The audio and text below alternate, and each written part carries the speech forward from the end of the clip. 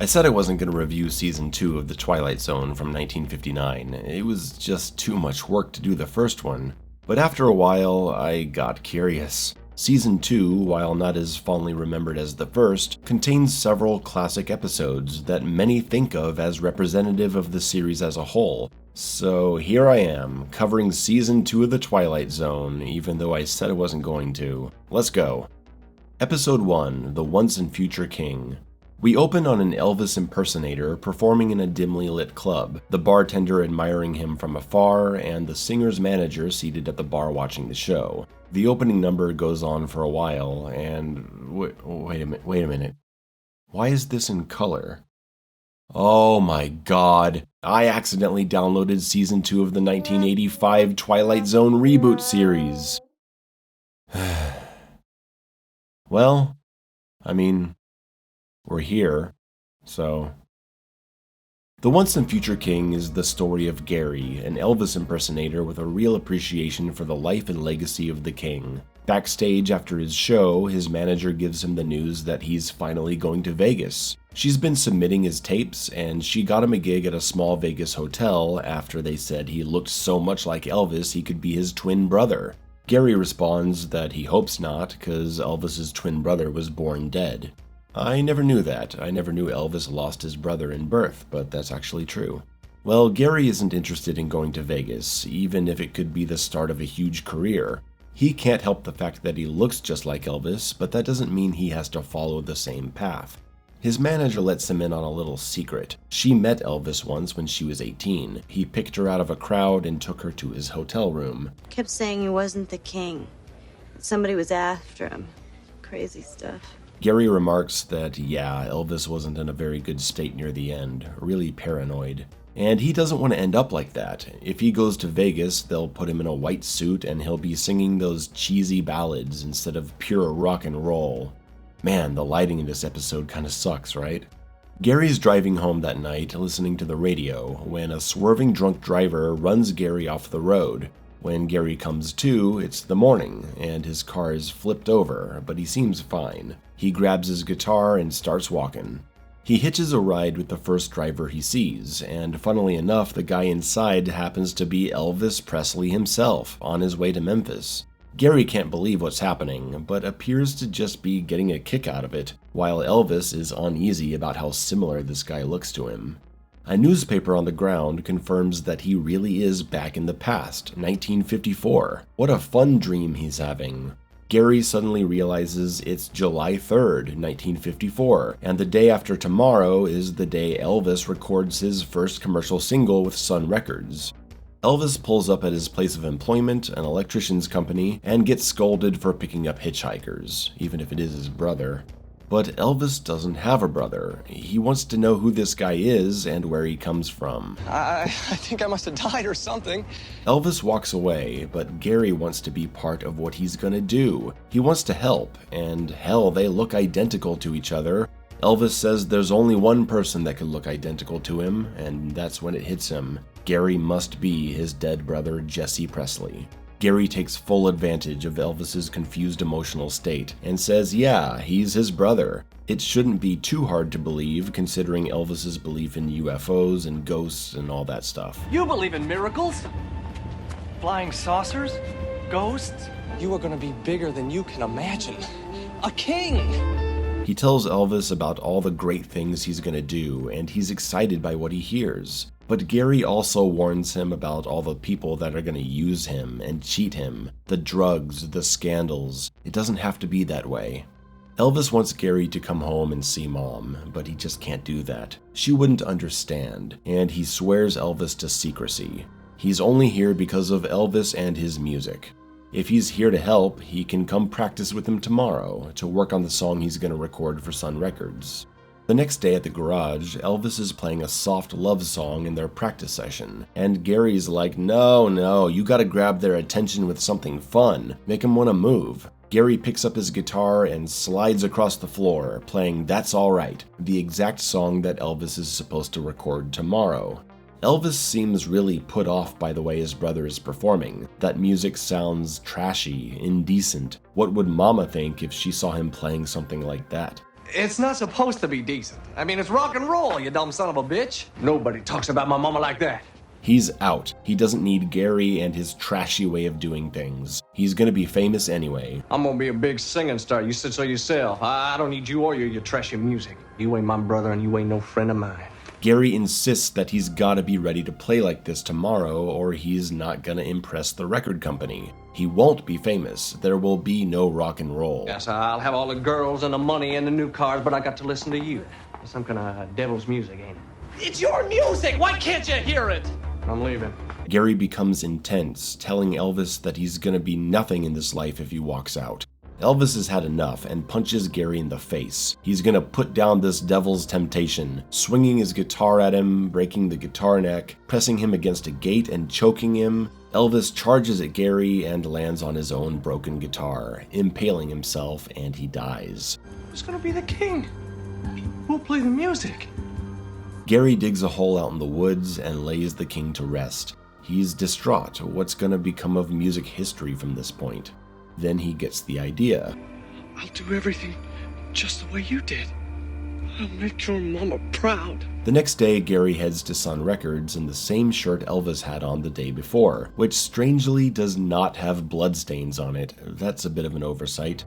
And he starts psyching himself up, putting on the famous Elvis personality, and he goes in to perform That's Alright, Elvis's famous performance of the blues original.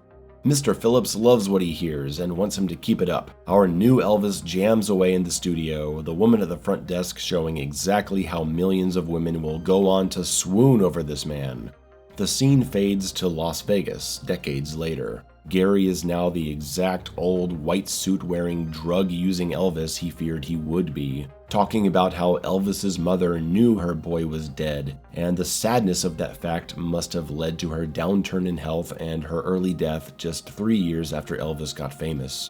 He's here confessing everything to someone, that he stole Elvis's life. He's been living longer as him than he did as himself. He wonders how different things could have been if Elvis had just done things his way. Sometimes I wonder if it would have come out differently if I hadn't stolen his life. Maybe he would have been a better king than me. Gary says he sees Elvis in his dreams. He talks to him. Elvis says he still owes him for what he did. He tried to do everything the way he remembered it. He did all the movies, which Elvis would have loved. He did Vegas, but it's never enough. He's got to go through all the steps to the end. We see that he's actually talking to Gary's manager at 18. This is the hotel encounter she had as a young girl after a concert. Someone brings in his sparkling white suit for tonight's show, and he gives her the white scarf she mentioned to Gary in the beginning of the episode. Elvis gave me a scarf once. They say goodbye, and Elvis takes a seat to ponder things. I love you, Elvis. The camera pulls back as Gary stares out the window of his hotel room, looking over the Vegas lights.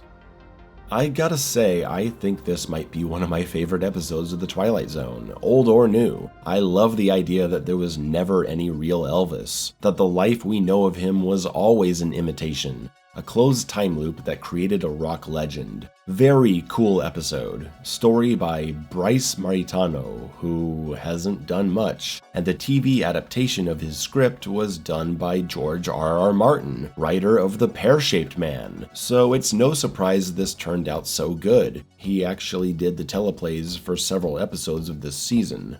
Wow, we're off to a great start. I hope this isn't immediately followed by something bad. Episode 2, A Saucer of Loneliness, starring Shelley Duvall from the Popeye movie. Shelley Duvall works as a waitress, getting off from her shift as she looks on with envy at a happy couple. She walks down the street with a friend, talking about how she can't remember what it was like to feel like that, to be with someone, holding hands and being close. She decides to walk home alone, spending a little time at the beach. She gets home kinda late, and her mother rips into her. Girl your age should be married. It's not respectable. We can't all be as respectable as you, Mama. Shelley goes to her room to sit and cry alone. The next day, walking through the beach area, a flying saucer comes down and floats above all the people. It zeroes in on Shelley, following her, and she's being filmed by a reporter, so everyone is gonna see this. The saucer shines its light down on her, and after a moment of revelation, she collapses. She says the saucer spoke to her. It spoke to me. What did it say? In the next scene, she's being examined by doctors, and she insists she's fine. They can't hold her, she didn't do anything, nothing is wrong with her. She wants to go home. It's all right to be upset. You've been through a very traumatic experience. She says it wasn't a weapon or technology, it was just a message. The saucer searched for just the right person to tell, and it chose me. Shelley leaves the office and gets swarmed by reporters. There's no invasion, it was a private message. Her story is all over the news, and we hear that the saucer was actually captured, opened, and found to be empty. Shelley's mother is furious at her, saying the neighbors think she's hiding something. She's a traitor. She needs to tell everyone what the ship said to her. It's bad enough no man's ever gonna take you off my hands. You gotta get yourself in the papers, on the TV. Shelley gets kicked out of the house, and her mother's gonna start using her maiden name so no one knows they're related. Checking into a hotel is her only option, and when she's recognized, she denies it. Now, her regular trips to the beach are not private affairs. She's approached by a woman with a child in a wheelchair, claiming it must have been Jesus that spoke to her. Maybe she can heal her son. She begs for help. Back in the hotel, she writes messages and puts them in bottles, taking them to the shore and tossing them into the ocean. And then when she goes into work the next day, there's a man asking her out to dinner. This likely never happens to her, and she gladly accepts. It's nice to have an excuse to dress up. But she doesn't have anything to wear. We see her pulling the price tag off her new clothes just for tonight. She smiles like we haven't seen before, entertained by a charming fellow in a suit in a fancy restaurant. I used to dream about doing this, holding a wine glass in both hands and peeping over the rivets of men. They talk a bit about the drama she's been through, and he says even before this he used to notice her at the restaurant. But then he quickly gets to why he's really here. So, what did it say anyway? It was private. Oh, come on, you can tell me. He pressures her to the point that she storms out. Maybe he works for the press, maybe he just desperately wants to know. Look, what's the harm? Damn you! Damn you all! Shelley's illusion has been shattered. This world is no different, she's just as alone as ever. What point is there in going on like this? Might as well walk into the ocean and end it.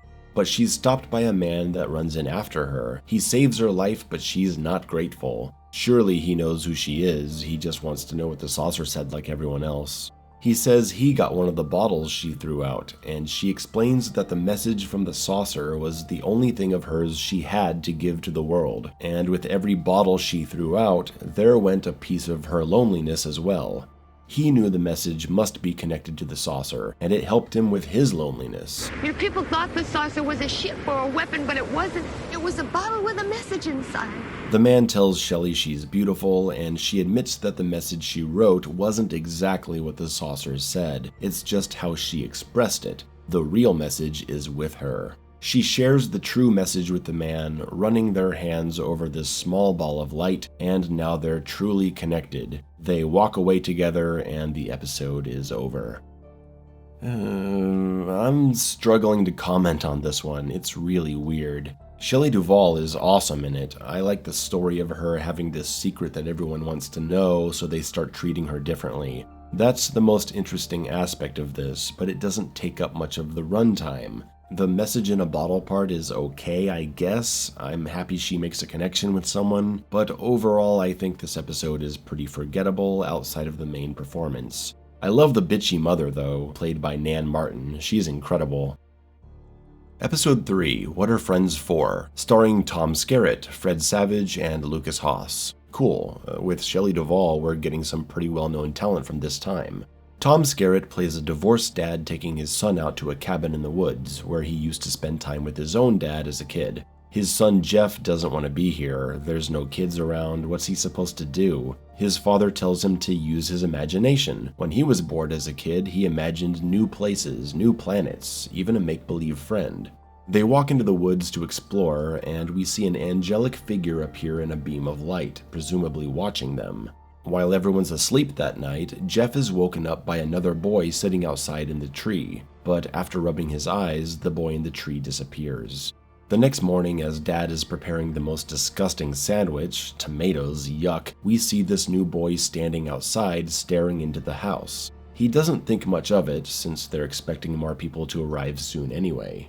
Jeff comes into the kitchen, sweaty from playing outside, saying he's been having fun exploring all the cool places in the woods with Mike, his new friend. Jeff goes to wash his hands before eating a sandwich with tomato on it, and Tom Skerritt sees Mike again outside, this time thinking he recognizes him. He calls to Jeff to verify the kid outside is his friend, but Mike disappears. Later that day, Jeff and Mike are running around, but Jeff is tired of playing tag. Mike eagerly wants to find a new game to make Jeff happy, so he suggests getting some horses to play cowboys. Mike suddenly appears on a horse in cowboy garb. Jeff's having a great vacation so far with his magical friend, but his dad needs him to come along to a faculty lunch. There's going to be some other kids there, it'll be fun. The adults are talking about their adult stuff, but the party's interrupted by a fight amongst the kids. Turns out Jeff was being a bad sport, taking the ball when it wasn't his turn during the dodgeball game, throwing it at the other kids. Sounds like Jeff's a dick. Man, I hope I look as good as Tom Skerritt when I'm his age. That mustache rocks. Later, the kids are playing with toys, and Jeff wants to know how Mike gets all his stuff. Toys, the fucking horses, what's going on? I thought you liked it. Mike is concerned that Jeff might be telling people about the way they've been playing, the special things Mike is able to set up for them. You didn't tell nobody about the way we were playing or nothing, did you? 'Cause if you do, we can't do it anymore. Jeff wants Mike to come over for dinner and meet his dad, but Mike immediately says no. Instead, he wants him to check out this cool fort where they can hang out, but once they're inside, it starts to collapse. Mike smiles and disappears, and Jeff gets trapped under the rubble. Mike is revealed to be the angelic figure from before, flying away from the disaster. After a while, the dad finally finds Jeff and rescues him. Jeff is resting in bed, and the doctor says a few more minutes in that fort and he would have died. And now Jeff is forbidden from seeing Mike again. Of course, he's incredibly upset about this. He's his only friend. The next morning, Tom Skerritt sees Mike outside and decides to chase him down. Mike runs away, teasing him for being a slowpoke, but eventually he catches up. Mike calls him by his name, Alex, and says he should know who he is. What's the matter, Alex? Don't you recognize me? Come on. Mike? Let's play. Oh, wait a minute. This isn't possible. You're not real. I'll give you back your stupid yo-yo. Alex is realizing that his imaginary friend from his childhood was actually very real, and he never gave him his yo-yo. He threw it into the woods when he was angry at him. He's not real. How could he give it to him? Mike says he's been asleep since Alex left, waiting for someone to play with. But when you came back, I woke up. You want to play cowboys or not?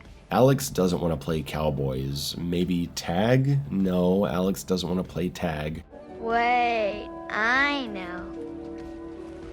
Mike conjures up a hot blonde sitting on a nice car. So Mike, this angelic creature, loves to please. He wants to give you whatever will make you happy. Whether that's childish desires or adult ones, it makes him happy, no matter how dangerous or irresponsible it might be. See, I can still tell what kind of games you like. Alex says no to this game, for reasons I wouldn't be able to comprehend. And Mike explains that he took this form from Alex's mind as a kid, appearing to him as a friend because he needed one really bad. And that's why he's here for Jeff. He needs him. You let him into that mud fort.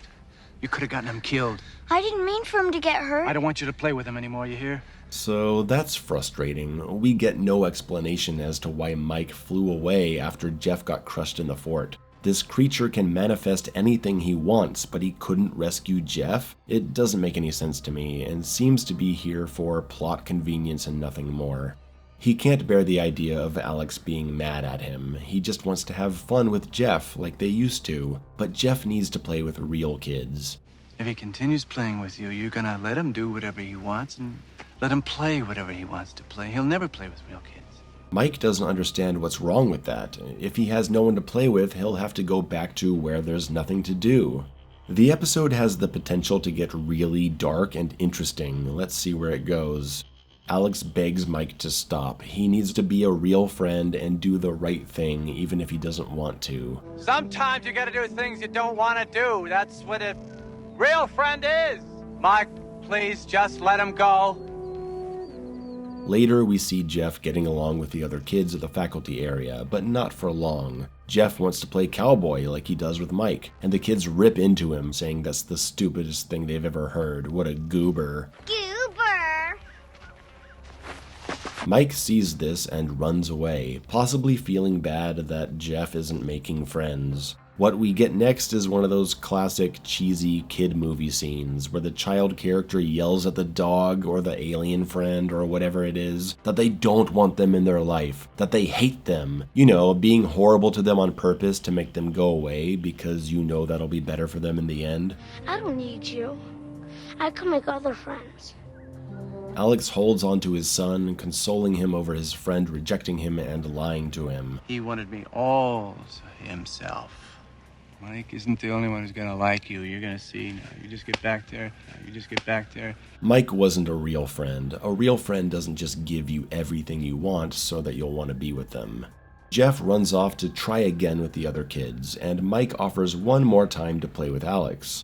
All Alex wants is to know what Mike really is. I am simply of this place, and so I shall be always. Alex assures Mike that he truly did have fun as a kid, and that it means a lot to him and Jeff that he's leaving them alone. This angelic creature disappears, probably to emerge to play with another someday.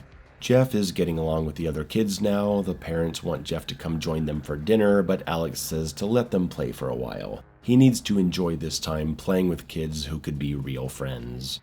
And that's it. That's the end. I think this one is pretty good. It's an interesting story, a good lesson about needing to make real human connections, even if they're difficult and imperfect. A father fighting for the best interests of his son, it's nice. One of the more memorable episodes of this season for sure, and I think I could watch anything with Tom Skerritt in it. He really cooks, you know? He's one of the goats.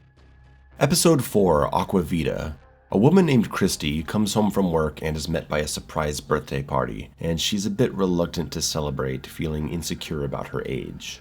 How do you hang on to him? Him? He's got this thing for older women. She blows out the candles on the cake, and at the end of the night she's hanging with her husband in the bedroom, talking about how turning 40 isn't exactly a great thing to be celebrating as she's struggling with her career. And her husband is making bad jokes about leaving her for a 20-year-old. You're getting character lines and I'm getting crow's feet. That doesn't go over big in television, especially if you're a woman.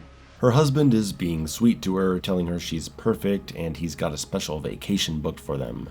The next day at work, she's getting into the dressing room to get ready for broadcast, and she complains to a coworker about being 40. But this lady says she hit 40 years ago, and she looks amazing. She proves it with her driver's license, and passes a flask with some kind of potion in it. It's not alcohol, but it's not water either. Christy isn't interested and says she'll pass. On the news set, she's getting ready to give the daily report, while the higher-ups are talking about possible changes coming to the network. They need something more hip, a change in set, and a hotter, younger news anchor. Did any of you see The Substance from 2024? I'll bet this is sounding very familiar. I mean, look, we've even got this exaggerated sexual workout routine. This scene is being shot by Mark, Christy's husband, and Christy's coworker is really rubbing it in that Mark is working hard at photographing these hot women, wondering if he ever enjoys in the fringe benefits. Remember when you had a body like that? Christy's coworker shares her Aqua Vita card with her and says to trust her. All she gets out of it is a free bottle for a customer referral. She's offering it as a friend. The next day, Christy is being visited by the installation man, played by old Shooter McGavin from Happy Gilmore. He tells her to lock up the water. It can only be used with keys. She wants to know if this is really gonna make her young again. He says it can make you look young. Hey, that's all that matters, right? He says the first installation is free, and she wants to know, how old is he? Don't ask. In the morning, she's looking really good. Her husband notices and starts coming on to her strong. He's excited to get away with her for a while, and she apologizes for how moody and stressed out she's been.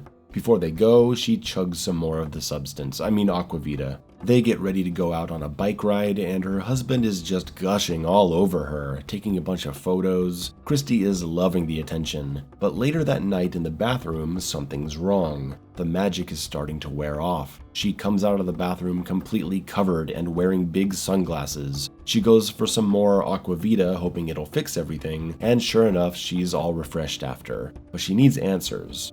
Back in the dressing room, she presses her coworker for information, asking about the side effects. Oh, it's nothing to worry about. They go away with the next cup. You look great. Your ratings are up. Besides, it's a small price to pay, isn't it? Her coworker, knowing Christy is indebted to her, asks her for a loan of a couple $1,000s, which today is like $1 million. And the next day, the Aqua Vita man appears, asking for a payment of $5,000. I guess that's what her coworker needed the money for too. So now Christy is trapped. She's sneaking Aqua Vita in the middle of the night. Her husband is asking her what the hell is going on. Why is she always drinking this new water when she used to just drink tap? Ever since you started with this water, you've been acting weird. What's with this stuff? What is wrong with you? Nothing that a little privacy wouldn't cure. You want to be alone? Fine, be alone. I'll be staying at the studio if you need anything. Her husband leaves and goes to the apartment of Christy's co-worker. That's weird. And it just happens to be at the same moment when the Aqua Vita man is delivering the next shipment. In the middle of the night. This is too weird, man. This is some lazy-ass writing. Too many coincidences. Why is Christy's husband here? Anyway, he sees that she's now really old, receiving her next order. Then we see in the kitchen back at Christy's place, she drops her glass of Aqua Vita, soaking it up with a sponge, desperately trying to save it. She's becoming an old woman. She shows her husband what's happening, and he says she's gotta stop. Look at me. I'm old. No, you are not old. You only look old. You're not just a face. What about us? What about us? I love you. If we walk down the street, people are gonna stare at us if we hold hands. How are you gonna feel the first time somebody mistakes me for your mother? After a moment of considering the situation, he makes the decision to drink the Aqua Vita himself, sacrificing his own youthful appearance for the sake of his wife, proving his love and commitment to her. We end the episode with them sitting together as an apparently old couple on a park bench. What a lovely ending to a pretty good story. Solid character arc for Christy, learning to put aside concerns about aging, and a great sacrifice from her husband to show the strength of his love for her. It's definitely not the substance in terms of the way it ends, but there are obvious similarities in the premise and themes. Episode 5, The Storyteller. Am I getting sick? Yeah, I can feel I'm getting sick. Well, this is just how I'm gonna sound. We open on the steps of a large public library. An old woman, Dorothy, is walking out with her niece, reminiscing about her days as a teacher, missing the company of her students, when she notices a man hurrying to a taxi. She knows him from somewhere. He's someone she has to speak to, so they get a taxi themselves and head after him. Someone I knew very many years ago. Dorothy starts telling the story of when she was teaching fresh out of college in 1942. Her first class was in a small town in West Virginia. We spend some time watching her arrive, getting introduced to people, and the outgoing teacher warns her about a student named Micah. She must never deny him access to the library after school. It's very important. The first day of class is underway, and during roll call, Micah raises his hand, obscured by the towering boy in front of him. During the lesson, Dorothy creeps around to get a glance at the mysterious boy. He's scribbling away on a piece of paper while she gives her a lesson on American history. He wasn't paying attention. Dorothy asks him to please pay attention. He stays all the way to the evening until his teacher tells him it's time to go. Dorothy gets dropped off in the residential area that night, and just happens to be right next to where Micah lives. She sees him talking to an old man, his notebook open in his hand. The next day in class, the kids are learning about fractions, but Micah is still just writing in his notebook. Even outside at recess, Micah is up in a tree with his notebook. Dorothy asks about his living situation, given that his parents haven't been seen at school. Micah says his parents are dead since last year. It's just him and his grandfather. She wants to talk to him, and she'll come by after school, but Micah refuses and runs off. But he forgets his notebook, and she reads the passage inside. It's part of a story. Micah comes back and grabs the book, running away before she can ask any questions. That night, when Dorothy gets back from school, she peers into Micah's house, watching him read the same story piece to his grandfather in his bed. Of course, she gets caught because she's just standing there, and she trips over something, making a loud noise. She apologizes to Micah for eavesdropping, but she wants to know what's going on here. Why does he just write stories all day and then read them to his grandfather at night? Well, it's actually not his grandfather. He's my great-great-great-grandfather, born in 1793. Of course, this is ridiculous. How could someone be that old outside of stories from the Bible? I keep him alive by telling him stories. Not whole stories, but stories left in the middle. Gotta live till the next day to find out what happened. The anticipation of the rest of the story is what keeps him alive. He finishes a story and immediately starts another, leaving off at something so interesting he has to hear the rest. He used to sit with his father when he read stories to him, and since his parents died in that accident, now it's his responsibility. Even if it is your stories that keep him alive, everybody has their time here on Earth. Wouldn't it be wrong to keep such an old man alive in such a way? Micah's parents used to argue if it was right to keep him alive, but they decided as long as he's still clear-minded and comfortable, how could they just let him die? Now Dorothy knows when she sees Micah ignoring his schoolwork what his reasons are. He thinks he has to do it, and he's alone. But today there's been an accident. Micah fell out of that tree he's always hanging out in during recess. He's messed up bad and he's got to see a doctor. He'll be out all night. So Dorothy takes it upon herself to visit his grandpa at the house and tell him about the accident. Grandpa assumes this is it. It's his time. Is Dorothy gonna help or not? Well, we see the next day Micah comes home, and while Grandpa does immediately look like he's dead, he wakes up. Hey. Seems horrible. And while Grandpa does immediately look like he's dead, he wakes up just fine. You didn't need the stories! You didn't need the stories! No, Micah, Dorothy is here and she read from your notebook. She started a new story for him to finish. She doesn't know if she actually believes it's the stories that kept him alive, but, you know, just in case, she did it anyway. To Micah, at least, she's a hero. Older Dorothy in the taxi tells us that she was only there for 3 months and she never saw Micah again. She's always wondered what happened to that old man, and the man she saw outside the library was Micah, and she's got to know the truth. But if the old man were 141 in 1933, he'd have to be close to 200 now. We see Micah pulling up to his apartment, and the ladies soon follow, heading upstairs quietly as to not be noticed. Dorothy slowly walks down the hallway, approaching the door to Micah's place. The door creaks open. Is the man inside? Is the old man there? Is he 200 years old? That's right, we cut away to Dorothy reading this story to her own mother. She can't finish the story until tomorrow. She kisses her goodnight and turns off the light. End of episode. Fuck you! What a cop-out. This is garbage. This is, I can't tell you you're not a monk levels of elementary school trolling. It's not cute or clever, it's just annoying and unsatisfying. Way to make me hate an episode that was really enjoyable up to the end. One of the worst Twilight Zone episodes ever because of the ending. Let's move on and try to forget it. But before we do, maybe this is a good time to mention the change to the writing situation. The original Twilight Zone series had a number of guest writers, and episodes adapted from already published short stories. But a lot of the episodes were written by series creator Rod Serling, you know, the guy that does the classic narration. This time around, for the reboot, almost none of the stories are by Rod Serling. Nearly every story is someone different, from randos you've never heard, all the way to stories based on Ray Bradbury and Stephen King. This episode was written by Rockne S. O'Bannon, who went on to create several science fiction series like Farscape and Alien Nation. Well, alright man, I guess you got a lot better after this one.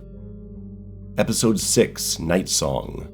Coming in for the midnight shift of a local radio station, Andrea Fields is selecting the records to be played when she takes over. After turning down the other DJ's invitation to go out, he asks what's up. They had something going, and then she started shutting him out. Is she okay? I really liked going out with you. I mean, we had some great times.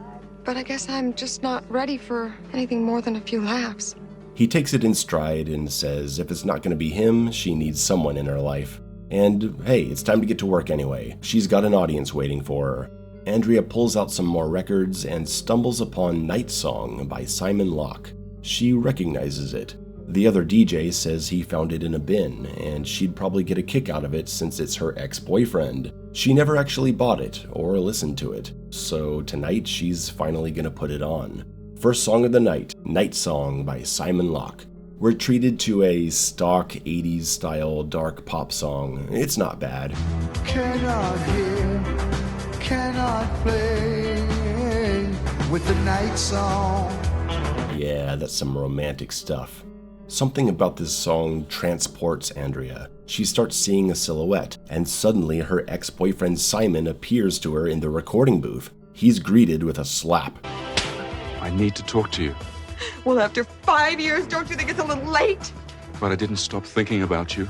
It's pretty strange that she treats him like a normal ex-boyfriend reappearing in her life, when obviously this is a really strange phenomenon. And now you just waltz back in here like nothing ever happened? She wants him out. She lost 5 years on this guy, and just like that, after wishing for him to go away, he does. Then, walking out of the studio to her car, she's almost run over by a motorcyclist when suddenly Simon reaches out to pull her back. She's ungrateful for his help and wants to leave, but her car isn't starting. She's got to walk home, and Simon accompanies her. Where has he been all these years? He pauses, having no good answer, and says, around. Around? You can't dish out the crap like you used to. I'm not buying it. She tells him he was always disappearing whenever he had to work on a song or go be inspired. Or how about that groupie he was with when he said he was working on music? You knew about that? She thought he needed him, and Simon says he did. He just got lost. There's no other way to explain it. After a while, they decide to go for coffee and talk things out. He had a multi-record contract after Nightsong, but nothing ever happened. Why? Well, I guess I wasn't ready for it. They start sharing memories, like when they got stranded in Arizona singing in a bar, when he was going to sell his van for studio time but he crashed it. The longer they talk, the more Andrea falls into her old ways and old feelings. They end up holding hands. No, I'm not gonna make the same mistake twice. Andrea runs out and gets back to her apartment, where, after getting comfortable, she starts hearing Simon's Nightsong on her record player. Is this some kind of joke? Maybe she's losing her mind. Maybe she's had the record the whole time and she put it on. But Simon reappears in her bedroom, telling her the songs were about them, about her, and her finally playing the music means that maybe it's time, and she's ready to feel something. They dance and get close, kissing and doing other gross adult things, but they don't do sex. Simon stops it, saying he can't, because there's no going back. Why couldn't you just leave me with what I remembered? Is Simon appearing just to torture her? What the hell's going on? I want to show you something. Will you come with me? They drive out of town to an area not many people come to. Simon says back then he was running from life, from her, from success. Just before the album released, he was supposed to do a bunch of promotional stuff. He started getting scared. If he became successful, he wouldn't have any excuses anymore. He ran out to this place. He takes Andrea through the bush, further into the woods, to this specific site. Simon starts talking about how no one cared about his album, it was forgotten, but she listened to it, and that made him want to come back. Ugh. The bike that almost hit you at the station. That was me, Andy. I was saving you from me. What? He was the guy on the bike? What other two Simon ghosts? What? What is that? Oh, whatever. Do you understand? No, I don't.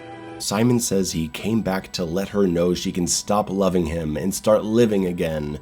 Then he shows her his mangled skeleton corpse under the bushes, as if this isn't just gonna traumatize the fuck out of her and give her nightmares. Thanks, Simon. Sometime later, Andrea's working at the studio and she gets a caller request for Nightsong. She's happy to play it. This is KGRR, and this is Nightsong. From Andrea to Simon, with love. The song plays, we fade out as Andrea thinks about that horrible skeleton she just saw. The Nightsong. Episode sucks, no further comment. Episode 7, The After Hours. Wait, didn't we already talk about this episode? Hey, yeah, The After Hours is a pretty well-known story from Season 1 of the original series. I don't want to just rehash my previous review, I'd rather look at the differences.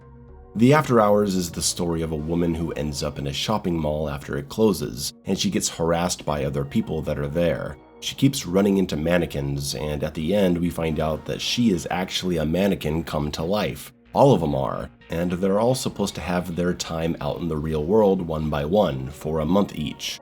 She's somehow forgotten who she really was, but accepts the truth at the end and becomes a mannequin again, as the woman who was attending her earlier finally gets to leave and take her turn. It's not a great episode, but it's memorable. The new version leans far more into the horror aspect. We see the slow transformation of her back into a mannequin, which is pretty cool, I must admit. And the mannequins are much crueler towards her. It's like they're all evil and they take sick pleasure in seeing her agonize over her transformation.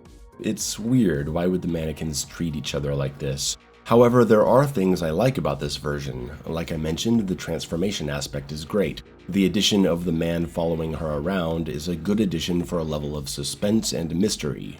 And now instead of looking for a ring for her mother, she wants a doll for her landlord's daughter. That's a nice touch. She's a mannequin and she's buying a doll.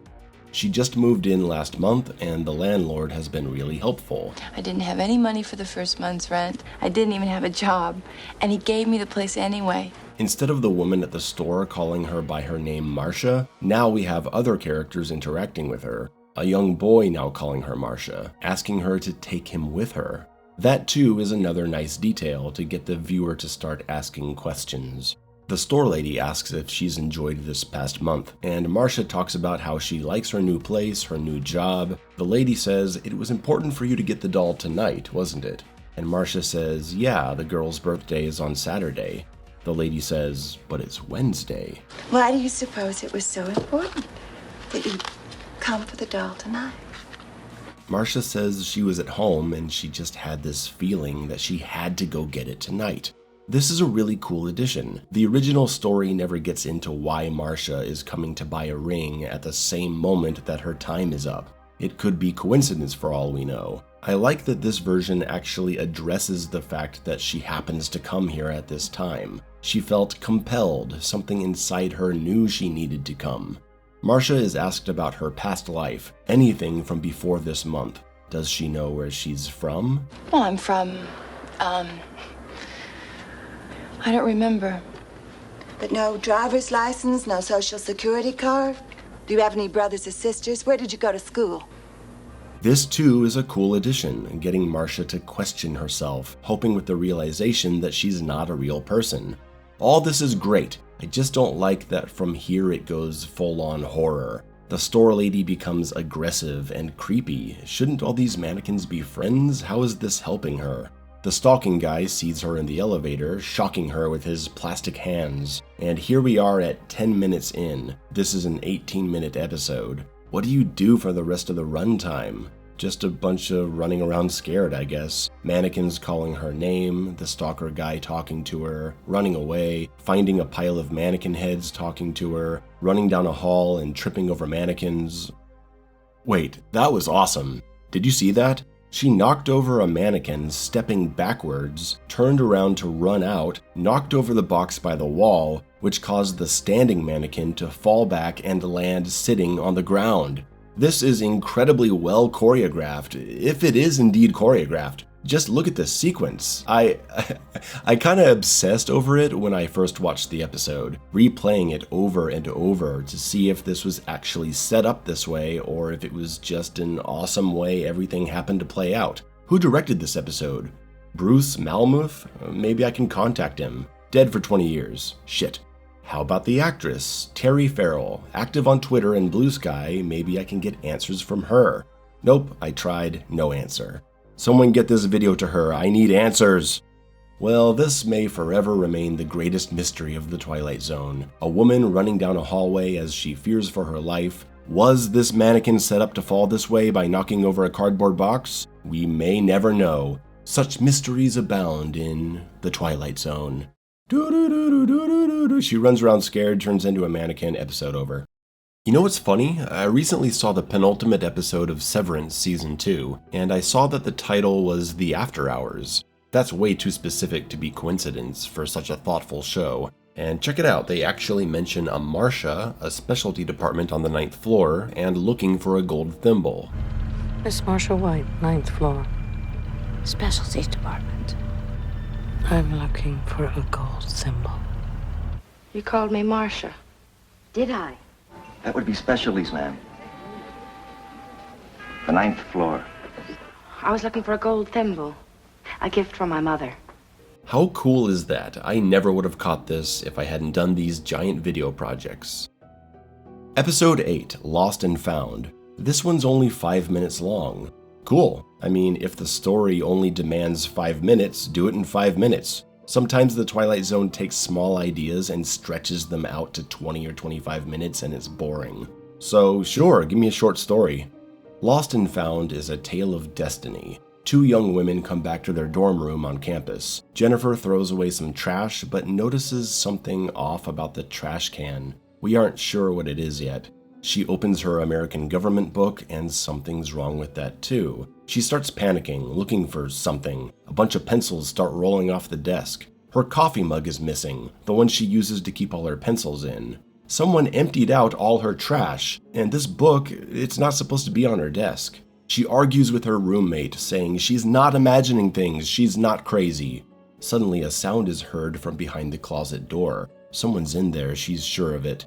Her roommate doesn't believe her, surely there's nothing in there. Oops, there is. It's a couple in, I guess these are future clothes, because in the future we all wear shiny suits. These visitors return Jennifer's mug. They apologize, saying they weren't supposed to take anything she'd miss. Turns out Jennifer is someday going to be the first president of Earth. Wow! The roommate wants to hit these intruders, but Jennifer says to let them go. I know now why they called you the Great Peacemaker. The visitors zip back to the future, and Jennifer picks up her government book out of the trash, which, rewatching the episode, she never actually put it there to begin with. That's a mistake. You see it right here on the desk as she notices the visitors making sounds in the closet. At the end, Jennifer looks in the mirror saying she'd better stop missing classes. Okay, not really a story, just an interesting sci-fi thing that happened. But sure, cool idea. Girl finds out she's gonna be president of Earth by visitors from the future coming to collect things from her dorm as she was a student. You could do something with that. Not much else to say here. Episode 9, The World Next Door. This guy Barney is an inventor, working in his garage trying to make cool new things, like the dad in Gremlins with his silly inventions. Today he's finished his latest, a potted plant with a wind-up mechanism to make it bloom. His wife is not impressed. What is it with the Twilight Zone and bitchy wives mocking their husbands? Because I'm married to a fool. Helen, don't do that for Helen, please don't do that. Barney is feeling a bit demoralized. He's also not sleeping much, 4 hours a night, and he keeps having dreams the past week about being another person, a rich man living a wonderful life. He tells his friend on the train, Philip, ever since I was a kid, I've had this feeling that I was living in 2 worlds at the same time. This poor guy, he needs a change. Now, as viewers, we actually get to see into this other world Barney has been dreaming of, as he sees another train pull up next to him, showing his other self from another time. Barney comes home on this rainy night, and he's greeted by his wonderful wife telling him to go downstairs now and clean up his work area. And you can stop working on these stupid inventions. Well, they're not stupid, all right? If you want to sleep in my bed, you'll clean this up tonight. As he's cleaning up, Barney accidentally triggers one of his explosive devices. It blows a hole in the wall and reveals a door. Opening it instantly transports him into the world of his dreams. In the wine cellar, hearing music and conversation from the party upstairs. Everyone is happy to see Barney rejoin the group, and his friend from the train reads from an article. He and Barney are on the front page of the business paper. In this world, Barney and his friend are inventors of a high-speed fuel that will revolutionize automobile travel. back in the day when people were still accustomed to using horses. To my best friend, whose inventions have made the world a better place, and all of us a little richer. We get a light comedic moment as his friend invites him to dance. Barney doesn't know how to react to this, but what the hell, he'll follow his lead. The ladies comment they wish they'd been born men, because dancing seems like such fun. Was there a time in America where it was unwomanly to dance? I don't recall that, and I'm pretty old. We weren't built for it. Men's legs are so much stronger. Barney's a funny guy. As he dances, the ladies talk about him. The blonde, interested in Barney, talks about her hesitation to marry him because it feels like he's always in another place. Maybe he's hiding another woman. We know that he's been stepping into our Barney's world. Turns out the Barney of this world has been dreaming too, but dreaming of a world where he's not famous, not burdened by so much responsibility, a more free man. His friend doesn't understand why he would dream of such things, but if he's still there with him as his partner and best friend, then I'm happy in either world. Stay here, Barney. We need you as you are. While enjoying his new fancy house, he hears a knock at the door. A woman has been stranded in the rain and needs help because her carriage broke down. Barney recognizes her as Katie, his wife, but she has no idea who he is. Have we met? No, I don't believe so. But you know my name. Well, you look like a Katie. Yes. Barney takes her coat and invites her to sit down while he calls the butler. But he doesn't know the butler's name. Jeeves? That is hilarious. This episode has a really comfortable, casual feel to it, and George Wendt, best known as Norm from Cheers in the 80s, provides a wonderful lightheartedness to the whole story. The night turns romantic. What a surprise. She's always wondered who lived in this big house. It never occurred to me to suspect that it would be the famous Barney Schlesinger. She wants to know where Barney gets his amazing ideas, but they're interrupted by the news that her carriage has been repaired. This new Katie goes upstairs to prepare to leave for the night. Barney rushes down to the wine cellar to see what's going on back in his world, and there his wife is embracing the other Barney, who's taken it upon himself to clean up the basement. Katie is thrilled to see her husband acting so responsibly. Barney grabs his new mechanical plant and leaves the other Barney to enjoy the life he couldn't deal with anymore. Back in the other world, Barney catches Katie before she leaves as she thanks him for the hospitality, and he gives her his flower invention. She's impressed by this glorious creation, and she'll treasure it forever. Before she leaves, she asks if they can see each other again. Katie, my girl, I think you can find me here every night from now on. Barney is now a happy man, and the episode ends. I like this one. I like the tone, the acting, the humor. It's kind of a more satisfying version of A Stop at Willoughby from season 1 of the original series. It's a grass is always greener on the other side story, or at least it is for the other Barney because he has everything, but he's not happy. Our Barney has nothing, he's miserable, so he just gets to escape. But I think what's interesting, what this episode makes me think about, is how we really can't judge people for their passions and talents just because they don't go to their benefit in the current moment. You can take a man with a creative mind who's failing and put him in another time, another place, another situation, and suddenly he flourishes. Barney was the right guy, but at the wrong time. I don't know, it makes me think. Episode 10, The Toys of Caliban. Caliban! Caliban Shukture! Okay, this one's a trip. So we've got this young man. He's not quite right in the head. He's supposed to be a child, but looks a lot older. His parents have to take care of him. He's got special needs. He's looking at a book and sees a unicorn. He says, "Bring!" And the next time we see him, he's holding a unicorn toy in his hand. Hey, look at that, it's Anne Haney from Mrs. Doubtfire. She's great. It's really cool to see her, and she gets to be in a really good episode. Maybe the best episode of the season, you'll see. It's dinner time, and Toby wants donuts. No, Toby, you had donuts yesterday. It's chicken tonight. But Toby just plays with it. Donuts! Dinner is over, Toby was a good boy, so he gets donuts. Papa goes to the cupboards to get a picture of donuts. But before Toby even sees them, he says, "Bring!" and the donuts appear in his hand. He didn't look at the picture. Mary, he did it without looking at the picture. This couple is living in a terrifying situation. A severely mentally challenged boy with the power to manifest images and apparently just thoughts into reality. Imagine the fear they must live in every day, keeping images away from their boy and trying not to upset him. At bedtime, Toby gets really sick. Mama doesn't know what to do. Dad thinks he probably manifested a whole bunch more donuts in his room and ate himself sick. Or anything else for that matter. You know he will eat anything he can fit in his mouth. Mom wants the doctor to make a house call, but they don't do that anymore. Toby gets wheeled into the hospital screaming. The doctor says he's got food poisoning. They pump his stomach and they want to keep him overnight. The parents don't want him to stay, but they agree as long as he's in an isolated room, no TV or comic books. Yeah, good idea. We don't want this kid summoning the juggernaut in the children's ward.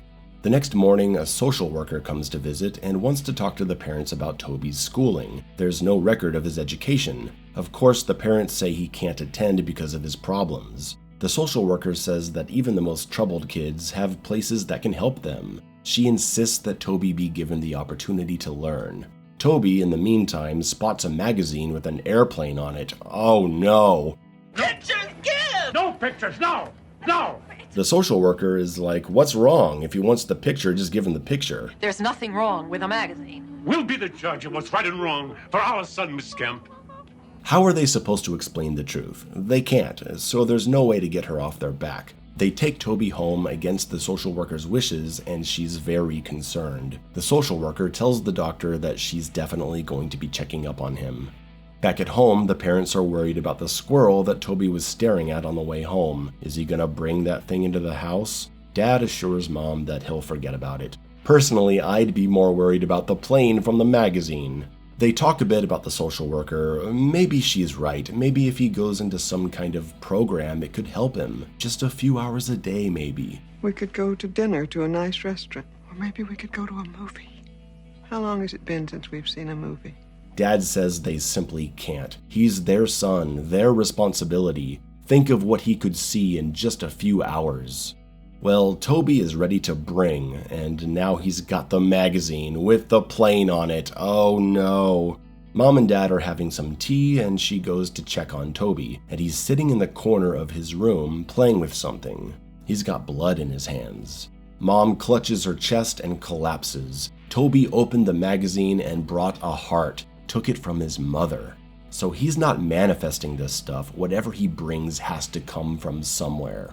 A few days later, Dad's sitting in his chair, holding a photo of his wife, wallowing in misery, when he hears the doorbell. The social worker has come by to check on Toby, who's hugging an inflatable clown on the ground. The room is filled with toys because Dad just doesn't care anymore. He lets Toby bring whatever he wants. The social worker says that he and Toby need her more now than ever now that his wife is gone. She wants to put him in an institution, but Dad rips up the pamphlet. Toby grabs the pieces and starts playing with them. The social worker says she's been asking around, talking to his neighbors, his employer, and she thinks she has grounds to remove Toby from his custody. You never take him outside.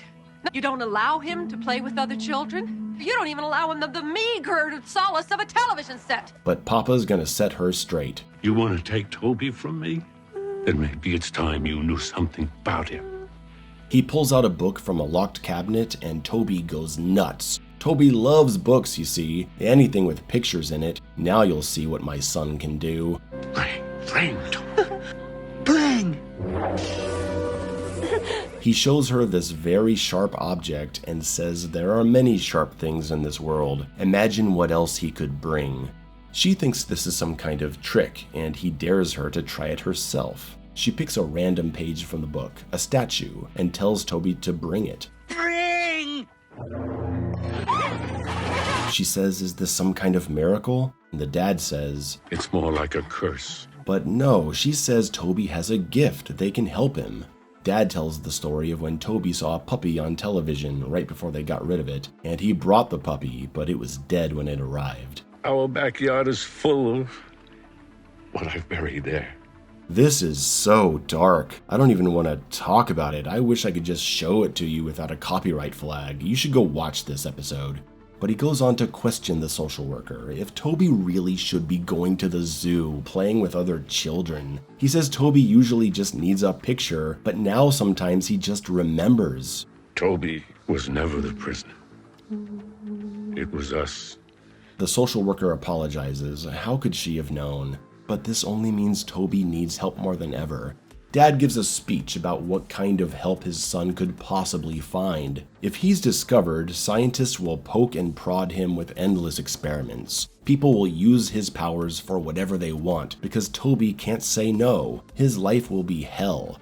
It's a fantastic performance by the actor who plays the dad, Richard Mulligan. I don't think I know him, but he's been in a lot of TV. He's amazing in this. The two of them argue as he pushes her out the door. She keeps fighting him on this, but without anyone watching him, Toby reaches for a framed photo of his mother and says, "Bring!" No, Toby! Toby, please God! Toby, no! Mother's corpse now sits in the living room with them. The social worker runs out, Dad holds his panicking son and tries to calm him down, saying he'll take care of it. He's outside now, burying his wife in the backyard with all the dogs, explaining to her that Toby doesn't understand. He apologizes, saying it was all his fault. He hears a police siren in the distance. He contemplates and shakes his head and says it's time. He comes back into the living room with Toby and locks the door. He opens the locked cabinet again as Toby looks on with excitement. What could he have there for him? He's got another book and sits down in his chair. He tells Toby he's a good boy and shows him the amazing pictures inside. He shows him one in particular. It's really bright and colorful, like a sunset. We hear the police sirens getting louder. They're coming to take the boy. Toby is enthralled by the image as his father holds him close, exhausted from the night and the years of living this way. He tells his son he loves him. And then we know what's about to happen. Toby brings the image.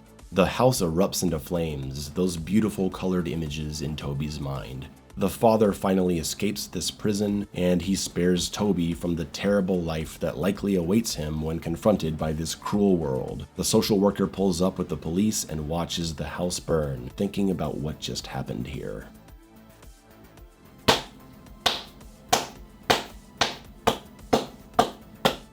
Wow. I found this story to be incredibly moving and horrifying. You sympathize with every character in this story. You have to feel for these tortured parents. You know Toby doesn't know what he's doing, he's not a bad person, and even the social worker who comes to be the antagonist is coming from a place of true concern for the well-being of a special needs child. There's no bad guy here. It's just a horribly tragic situation for all parties involved. A beautiful dark ending that makes a lot of sense is the cherry on top of what I'm gonna call a near-perfect episode. The only thing I don't like is the goofy feel-good sitcom music they put to some of the scenes that totally breaks the tone.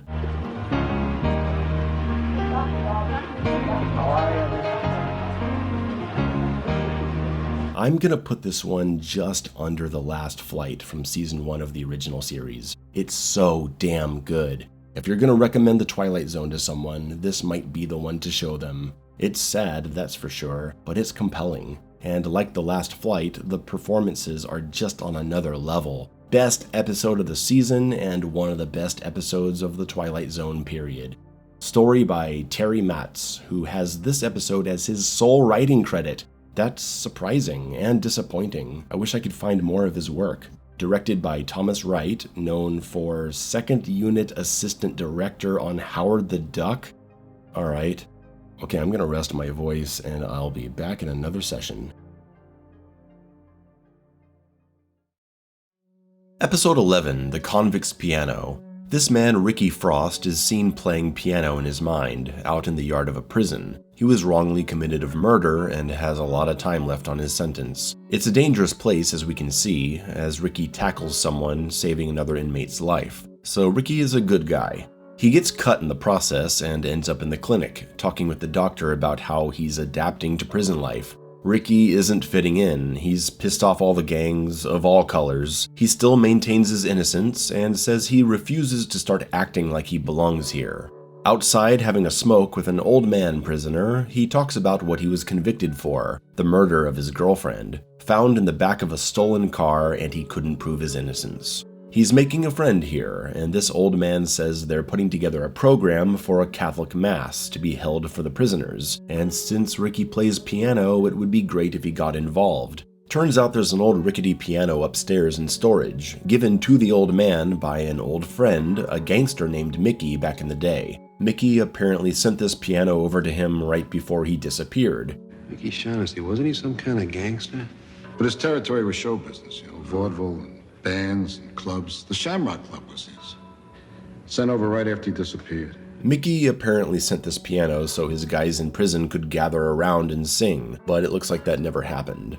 The old man heads off, and Ricky starts poking the piano keys. Inside the bench, he finds various pieces of music from long ago, songs from as far back as the late 1800s. Ricky starts to play, and as he does, reality starts to change around him. Suddenly, he's back in the same time period as the music he's playing, performing on a stage with a band at a party. A young girl offers him her sparkler. Ricky reaches for it, but fades away, returning to the prison. What the hell just happened? The next day, he's getting bullied in the prison yard, but the old man intervenes. He's been here for 50 years, and they talk about how he survives here, and how he's innocent too. His old boss, Mickey, framed him for murder. So Mickey put his friend Eddie here in prison over a woman. Poor guy. Ricky makes his way back to the mysterious piano and selects another piece of music. This one transports him back to a party with a bunch of soldiers. A young man comes over to talk to Ricky, and Ricky pockets a box of matches from this place, the Shamrock Club. Hey, that's Mickey's club. The kid brings Ricky a beer, and he keeps playing with one hand to keep him here in this reality, but he stops to wipe his mouth and gets sucked back to the prison. Ricky goes to see the doctor to get his stitches changed, and he spills it about his trips in time. Not a good idea, really. They're just gonna think he's losing his mind, but okay. You think I'm nuts, don't you? He's got it in his head that if he picks the right music in the right year, he could just stay there and be happy. Hey, are you going somewhere? I don't know. I hope so. Ricky gets ambushed by the gang he pissed off earlier when he intervened in the stabbing, but a guard is coming, so they buzz off. They're gonna be back later, though. So now there's a sense of urgency. He looks through the available songs to take him back when Old Man Eddie comes in. Ricky's all excited about the idea of bringing Eddie with him so he can see Mickey again. Ricky proves he's been back to the Shamrock Club by showing him the matchbox. Ricky says all he has to do is play the right tune and they'll be back in 1928. Eddie would do anything to see that bastard Mickey again, but he doesn't believe in magic. He's gonna stand here to the side and let Ricky do whatever he's doing. Ricky is transported to exactly where he wants to be, and he's immediately confronted by a young Mickey wondering who he is. Where's the other piano player? Mickey's girl comes in to say she approves of Ricky's playing, which eases the situation. But Mickey's gonna show that he's the boss. He wants a new piano, a grand piano. What will they do with this one? Why don't you just send it on over to Ellen's old friend O'Hare in the state pen? So this is the moment Mickey gave the order to send the piano to Eddie in the prison, seemingly as a taunt. And his girl is upset that he mentioned Eddie being there. There was an affair after all. Mickey requests a popular song from that year, but Ricky doesn't know it, so his girlfriend tells him to sit down and show him how it goes, since Mickey's a piano player himself. He takes a seat to show off to his girl. Ricky slowly backs away and lets Mickey take over. Ricky dances with Mickey's girl and then watches Mickey disappear as he takes his hands off the piano. Mickey's in the prison now, confronted by Eddie, the friend he betrayed. Now I'd like to be the first to give you a state pen welcome. Mickey's knocked out and the piano crashes to the ground. Ricky is still at the party, talking to the girl, quite happy about being a free man. As a matter of fact, baby, I'm fine.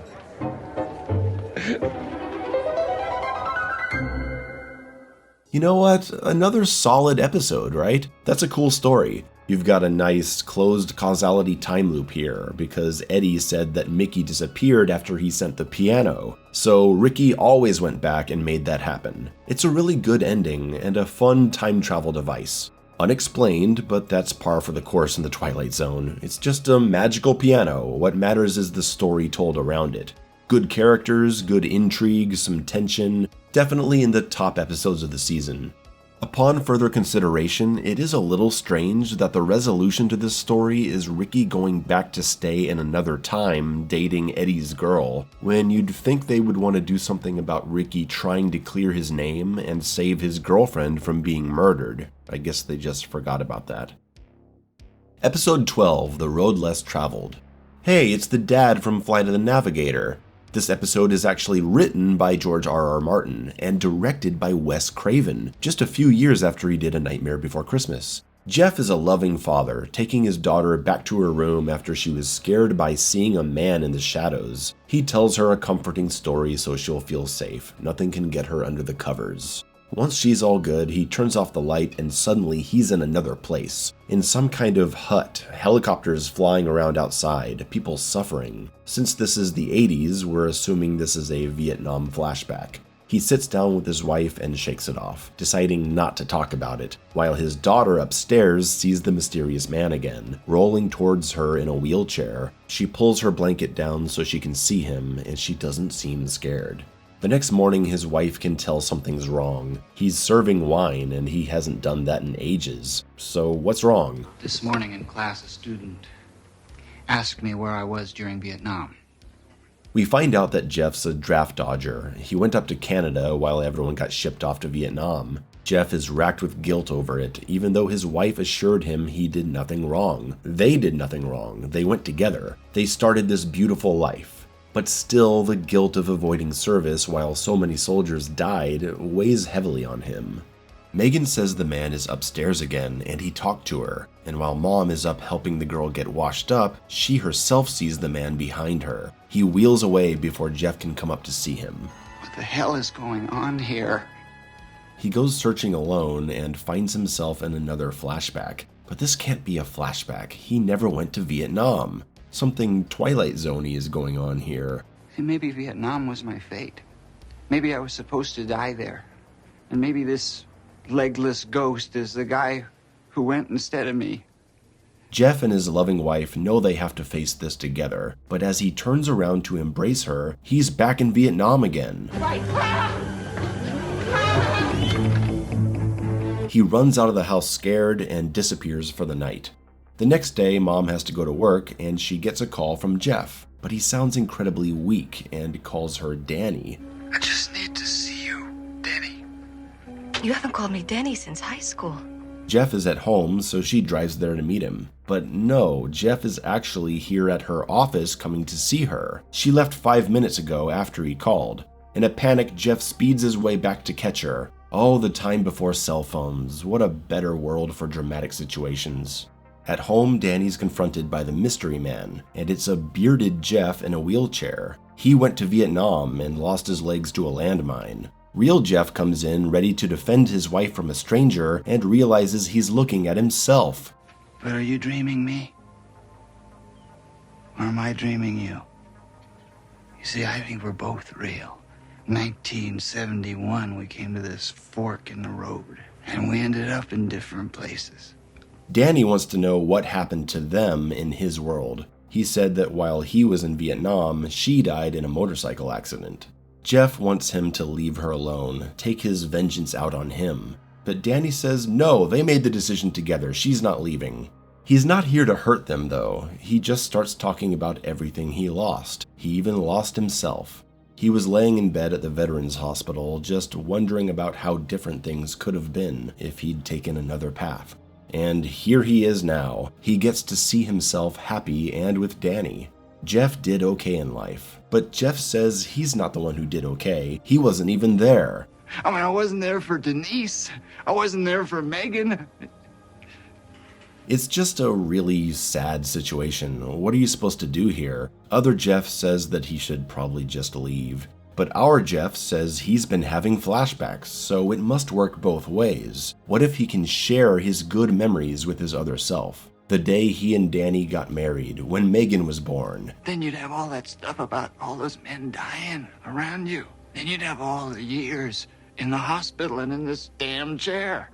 Jeff says he's not afraid of a few nightmares. He can always hide under the blanket. And he reaches out to his other self. Magic colors start appearing on screen and we get an exchange of good memories and bad. It's nice. They both seem really happy at the end. A glowing light transports other Jeff back to his world, and our Jeff hugs Danny as the camera pulls back for the episode closing. Good episode, very well paced. It's got a lot of heart. I don't have a lot more to say about it. I think it's an interesting idea, and the Vietnam draft dodging angle gives it a unique feel. And his wife is cute, god damn. Episode 13, The Card. Linda is a compulsive spender. All her credit cards are maxed out, canceled, and here she is applying for a new credit card called The Card. Before entering the office for the interview, she sees a woman coming out and walking to a door called Disbursements, but we don't see what's inside. Linda goes in for the interview, and she's been selected for this special line of credit, a last resort card. We insist on a minimum payment within 7 days of purchase. But there are severe penalties and service charges. They're all spelled out right here in the cardholder's agreement. She signs the contract without reading anything, of course. She's back to her perfect American suburb life. Her husband comes home, and it's Walter Peck from Ghostbusters. Remember the EPA guy that was totally right about the fire station being a massive environmental hazard? He notices Linda bought a new expensive perfume. Oh, and there's a new credit card. He looks quite concerned. Please, honey, be careful. Oh, Brian, come on. Flash forward 1 week, and Linda notices the back door is open. The cat must have gotten out because she doesn't see it. However, the kids ask, what cat? Linda looks all around, she can't find it, and Peck insists that they have no cat. They've never had a cat, but she thinks it must be a joke. A couple days later, Linda's buying a fridge with the card, and Peck says if she really wants a cat, they can get one. 2 days ago, we had a cat, and now you and the boys are convinced we never did. She's fed up with this stupid joke and wants him to stop. Uh-oh. There seems to be a problem with your credit card. She's got to talk to the company about them not approving the purchase, but we don't see the conversation. She got it approved, but tells Peck that she forgot to make the first payment on the card, so she wrote a check to them from here at the furniture store, and now she has no money in her account. I don't suppose you'd like to make me a loan, get me through the week. I don't think that'd be a good idea. Back at the house, Linda's putting the kids to sleep, the baby, the twin boys in the bunk beds. Gotta get the dog off to bed. What a lovely family. Everything's just wonderful. Sometime later, we see the woman at the card company taking a call, discussing Linda's account. She's late again. Exercise your option. Now Linda's in the kitchen talking to the kids about feeding the dog, and there's a problem. What dog? Evan Wolf, stop playing games. Mom, I'm not playing games. She looks for the dog food and it's gone. The dog doesn't respond to his name being called outside. Peck sits down with his wife to have a serious talk about her mental state. When I came home, I found them hiding in their room. You're cooped up here all day long, by yourself. It'd be unusual if you didn't get a little upset. Maybe she could see a psychiatrist, but she doesn't want to. She just goes back to focusing on the bills. Here's the bill for the refrigerator. It's been 8 days. It was supposed to be paid in 7. 3 of those days were weekends, honey. They can't count that. She'll make the payment and never use the card again.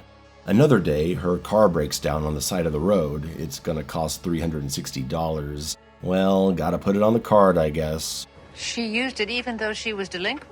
No, we have no choice. Do it now. Linda comes home and tells Peck all about her day, and he says she should have called him if the car broke down. Linda says she wouldn't want him to have to drag BJ and the boys all the way downtown, and Peck says, who's BJ? Who's PJ? Including this moron driving the tow. Who's PJ? Brian, who's BJ? Linda runs to the baby's room and the crib is gone. She checks the boys' room and the bunk bed is gone. All the kids are gone. We don't have any children. We never had any children. We don't have a cat. We don't have a dog. Linda's losing her mind, so Peck wants to call a doctor right now, but she begs him not to. She swears she's gonna be all right. Leave me alone. Just go to bed. I'll be in a while, please. That night, she goes out screaming her kids' names in the street, going door to door asking neighbors. Nothing. Sad Linda cries sitting in front of her house. She takes out the card and thinks to go see them to complain. She demands to see the woman she spoke to before, when she spots her kids coming out of the office and walking towards the disbursement store. They go through, and Linda, of course, goes absolutely crazy.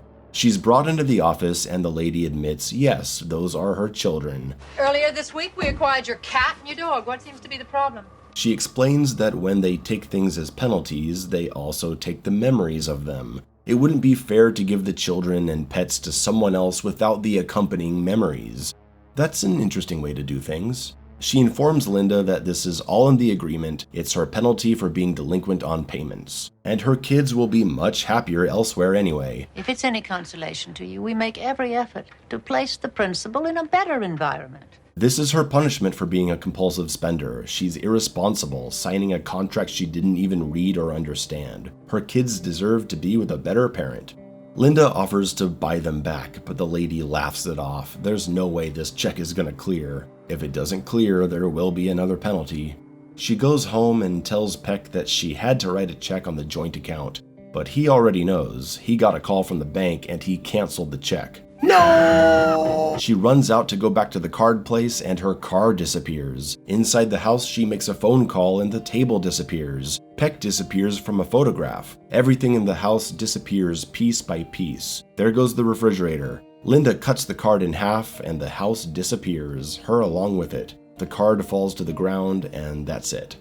What do you think? I think it's a cool story, more or less. Spooky phenomenon. The idea of them transferring memories to other people is kind of neat, but it reminds me of a similar story that I like a lot more, and that's the first story of the movie Cat's Eye. In Cat's Eye, they tell multiple horror stories, and one of them is about James Woods entering a program to help him stop smoking. He agrees to be monitored all the time, and when he sneaks a smoke, they take someone from his family and do horrible things to him. It's pretty intense, and a more interesting version of this kind of story. Episode 14, The Junction. Oh, I remember this one right away. This is a good story. This man, John, is sleeping on the couch because he cheated on his wife. Hey, finally an episode with an angry wife character that's actually angry for a real good reason. He begs for forgiveness, saying he's ashamed of what he's done. You ashamed of what you did, or you ashamed because you got caught? Well, what you want me to do, huh? John heads out to work. He works down in the mines with a bunch of other guys. John and his team are being pulled out of their normal place and sent into a part called the Junction, where a geological team says there's millions of dollars of minerals waiting to be excavated. They go down looking for the job, however they get lost. Two of them head back, while John and a partner stick around. His partner starts banging on shit and the whole place collapses. John's buried in rubble. He calls for help, but no one answers. After a while, he starts hearing another voice calling for help. John makes his way through an opening and finds someone stuck under a big rock. John frees him, but he's got a broken leg. John wants to help, and the guy asks what that thing on his wrist is. He tells John to put out the fire on his hat because it'll spread. John gives it to him, and the man is amazed by how there's no heat coming off it. I've never seen a lantern like this before. Yeah, well, you can pick one up at any hardware store. Costs you about $150. That's 3 months' pay. John says there's gotta be people looking for them, so he starts calling for help again. The guy says the place collapsed on him when he was swinging his pick, and John gets excited. He can use a pick to get out, but it's under a ton of rock. There's no way they're getting it out. The man says he doesn't recognize him, and he wasn't aware they had colored people on the line. They argue back and forth about who they know and don't know in the mine, and there's this really clever moment between them where the man talks about his pay, $50 a month, which to John is of course ridiculously low. And while they're fighting, the man demands respect because he's the senior man around here. Ray says, "Oh yeah, a senior man making $50 a month?" I'm the senior man here. Are you right? Well, you ought to talk to your union rep, man. The only union men in this mine are dead men, sir. That's a great exchange. For the young ones watching who don't know history or what unions are, labor unions are organizations of workers that fight for worker protections, benefits, and fair wages.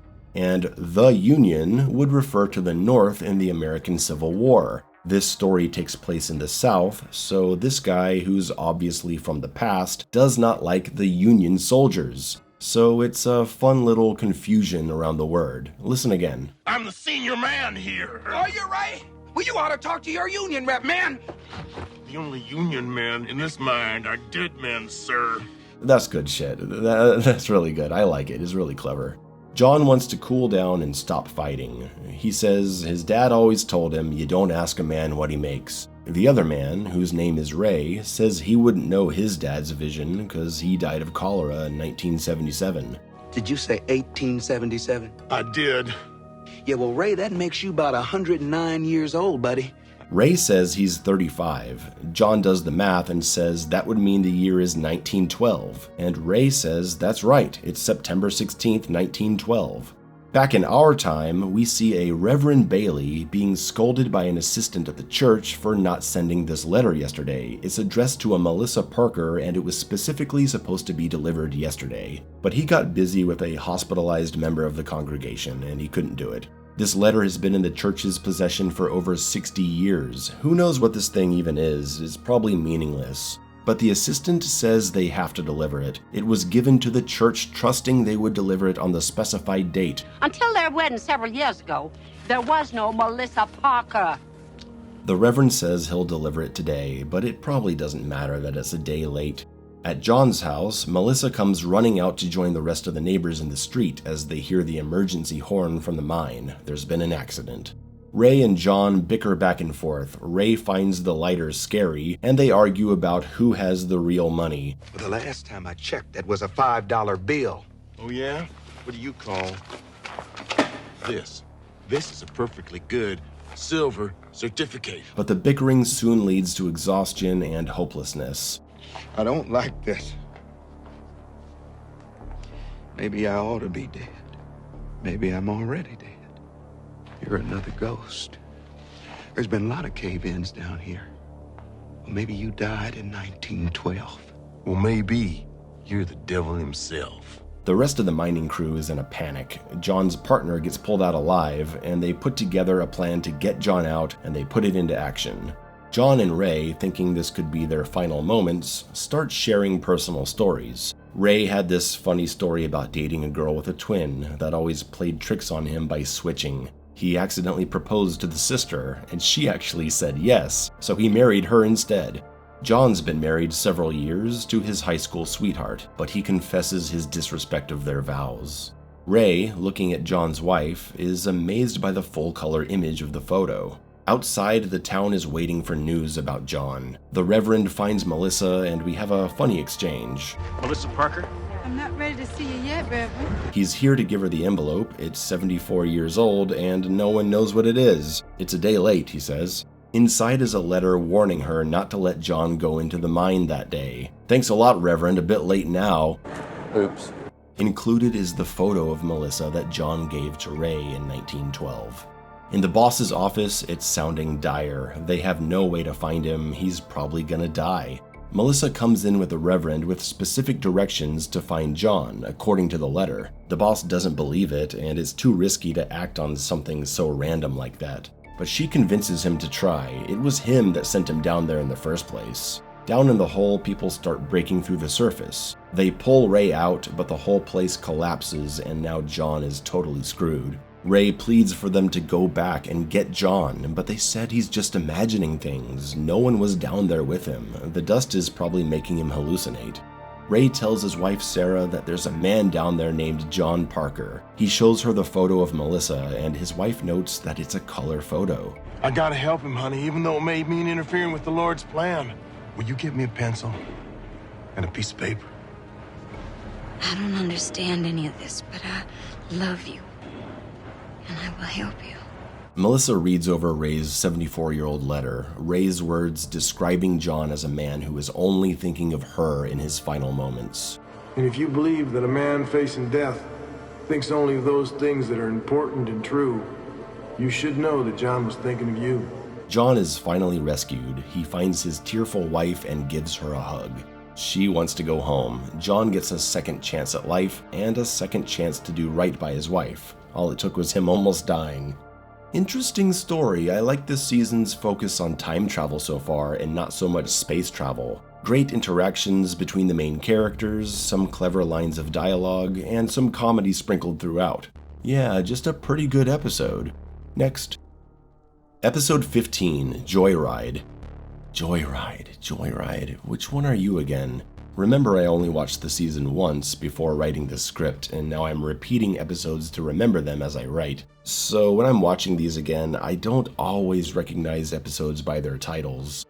Oh yeah, now I remember why I forgot this one. It's not very good. Can I just skip this one? I'll give you the gist.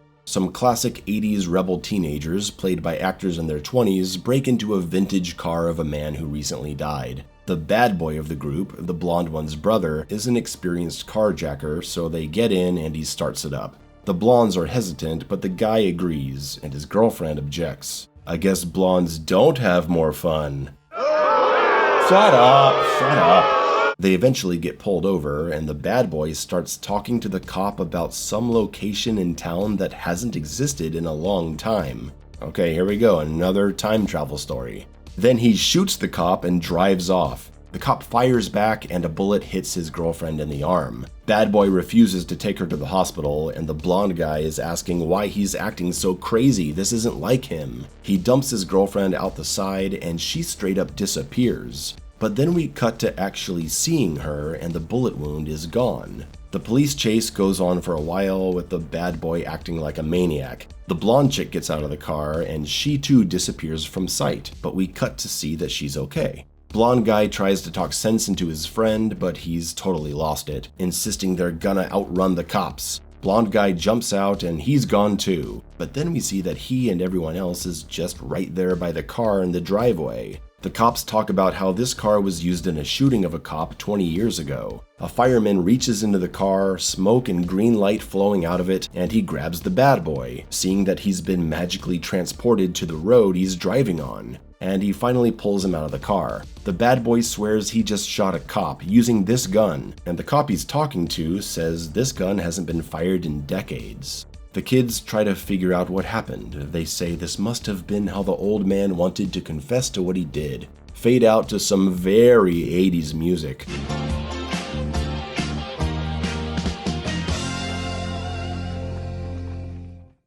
Yeah, I don't care for this one very much. No character development or anything, just some wacky hijinks and a weird phenomenon. Nothing too special, moving on. Episode 16, Skelter. Starring Joe Mantegna. What? That's cool. And Joan Allen. What? She's great. Line producer Ken Swore. What? In this house, Joe Mantegna has an underground bunker and he's calling his wife down to bring him a beer. He's being kind of a dick about it too. She comes downstairs, inputs a security code to open the door, and finds Joe giving their son some target practice. So Joe is one of those survivalist types. Basement full of guns, rations, everything to survive the end of the world.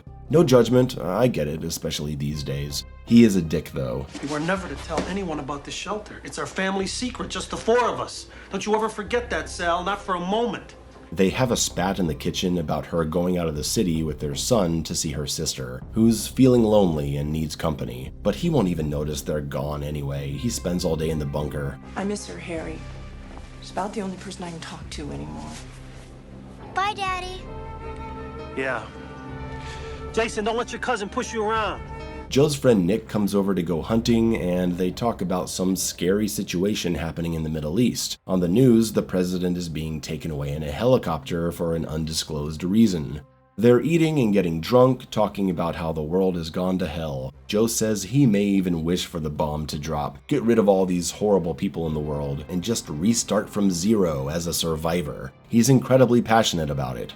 Nick doubts he actually wants this, because you'd have to survive a nuclear blast. Joe says to survive you would need more than just a normal fallout shelter, because they're living next to a military base that would be a direct target of a nuclear attack. His shelter would have to be real deep underground. Dunston's only 4.5 miles from Wakefield Air Base, a prime target.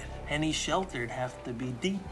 Joe's drunk enough to let Nick in on his little secret. Since he's worked at his gun store for 10 years, he's essentially family.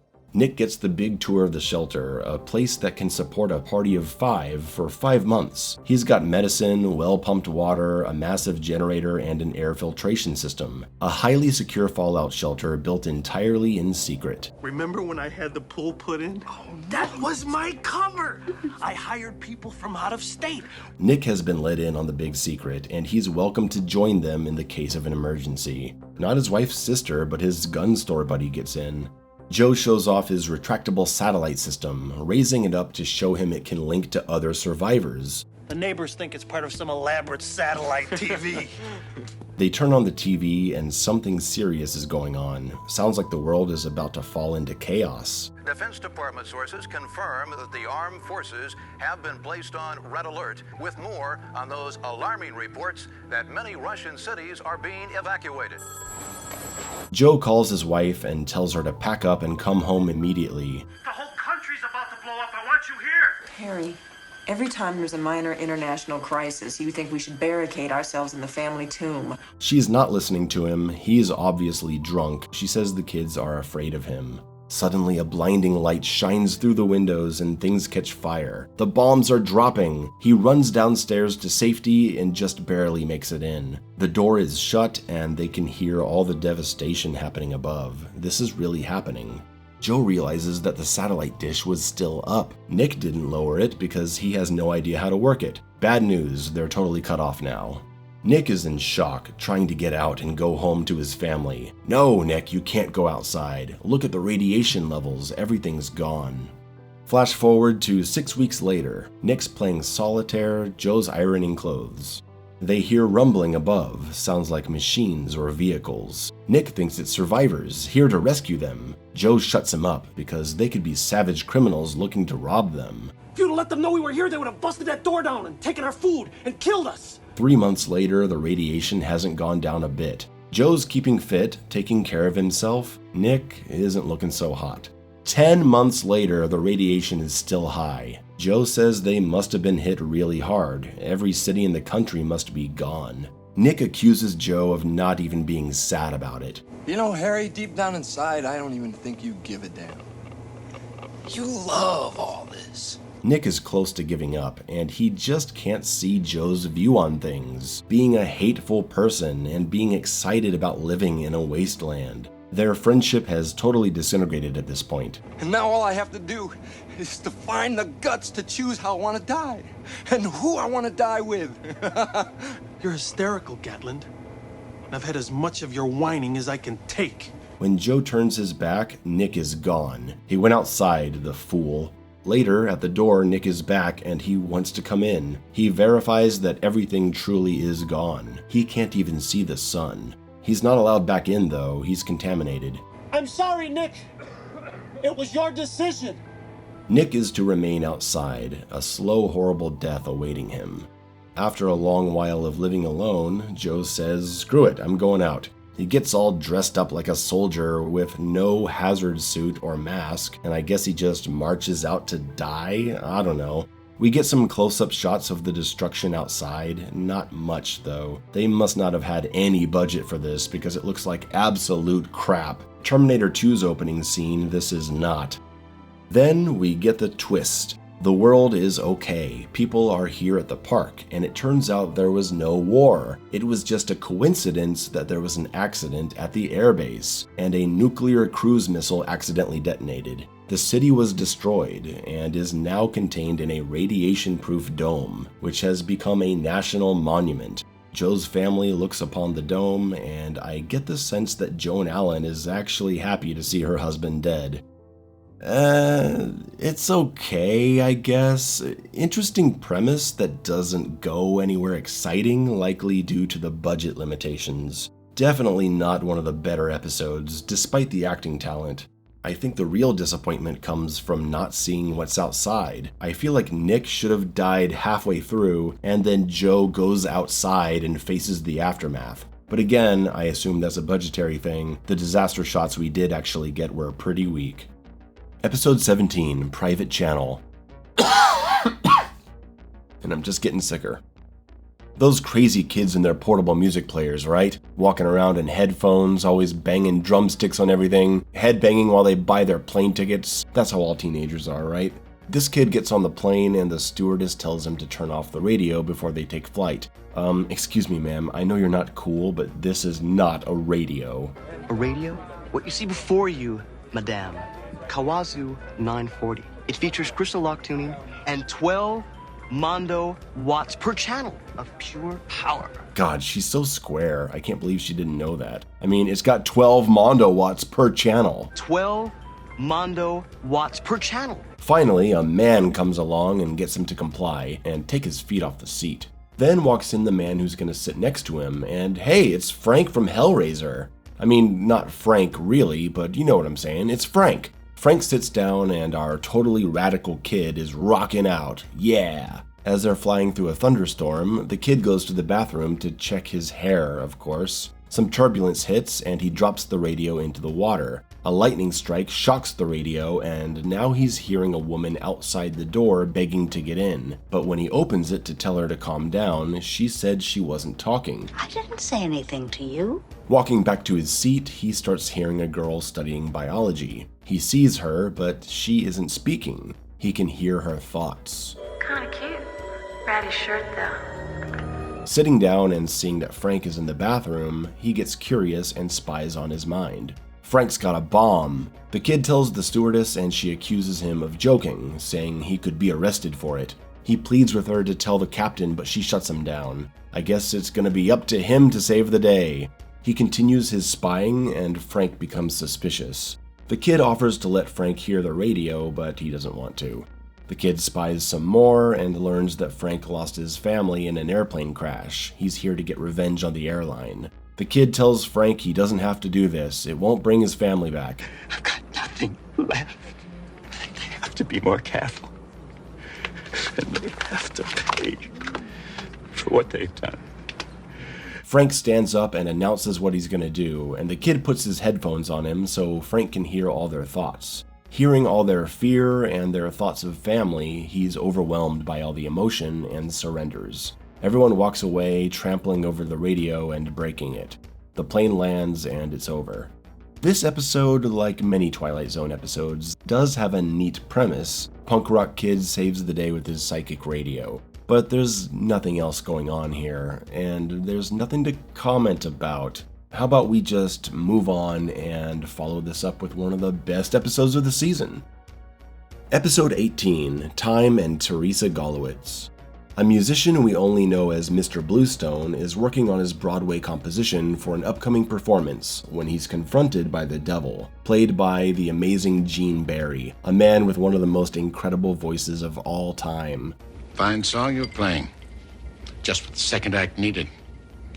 Too bad you're not going to be able to finish it. Looks like it's Bluestone's time to go. He looks back at where he was sitting, and sure enough, he's dead. The devil talks about all the people that'll be mourning him as they have drinks and talk about his career, but more about his many failed marriages. You're not here to schlep me down to... Oh, no, not that. We're known familiarly as topside and below decks, Mr. Bluestone. Turns out Mr. Bluestone's case is not yet settled upstairs, so in the meantime, the devil wants him to come visit from time to time because his music is quite popular there. In exchange, he can have whatever he wants, past, present, or future. He knows exactly what he wants to do with his wish. He wants to sleep with his high school crush, Mary Ellen Cosgrove. You have the entire universe at your command, and all you wish is to make it with Mary Ellen Cosgrove. Bluestone says in a life where he's missed out on a lot, Mary Ellen was the first. The devil goes on to tell him what Mary Ellen is like now, married, a heavy drinker, and always thinking about how her best years are behind her. Not Mary Ellen now, but then, October 1948.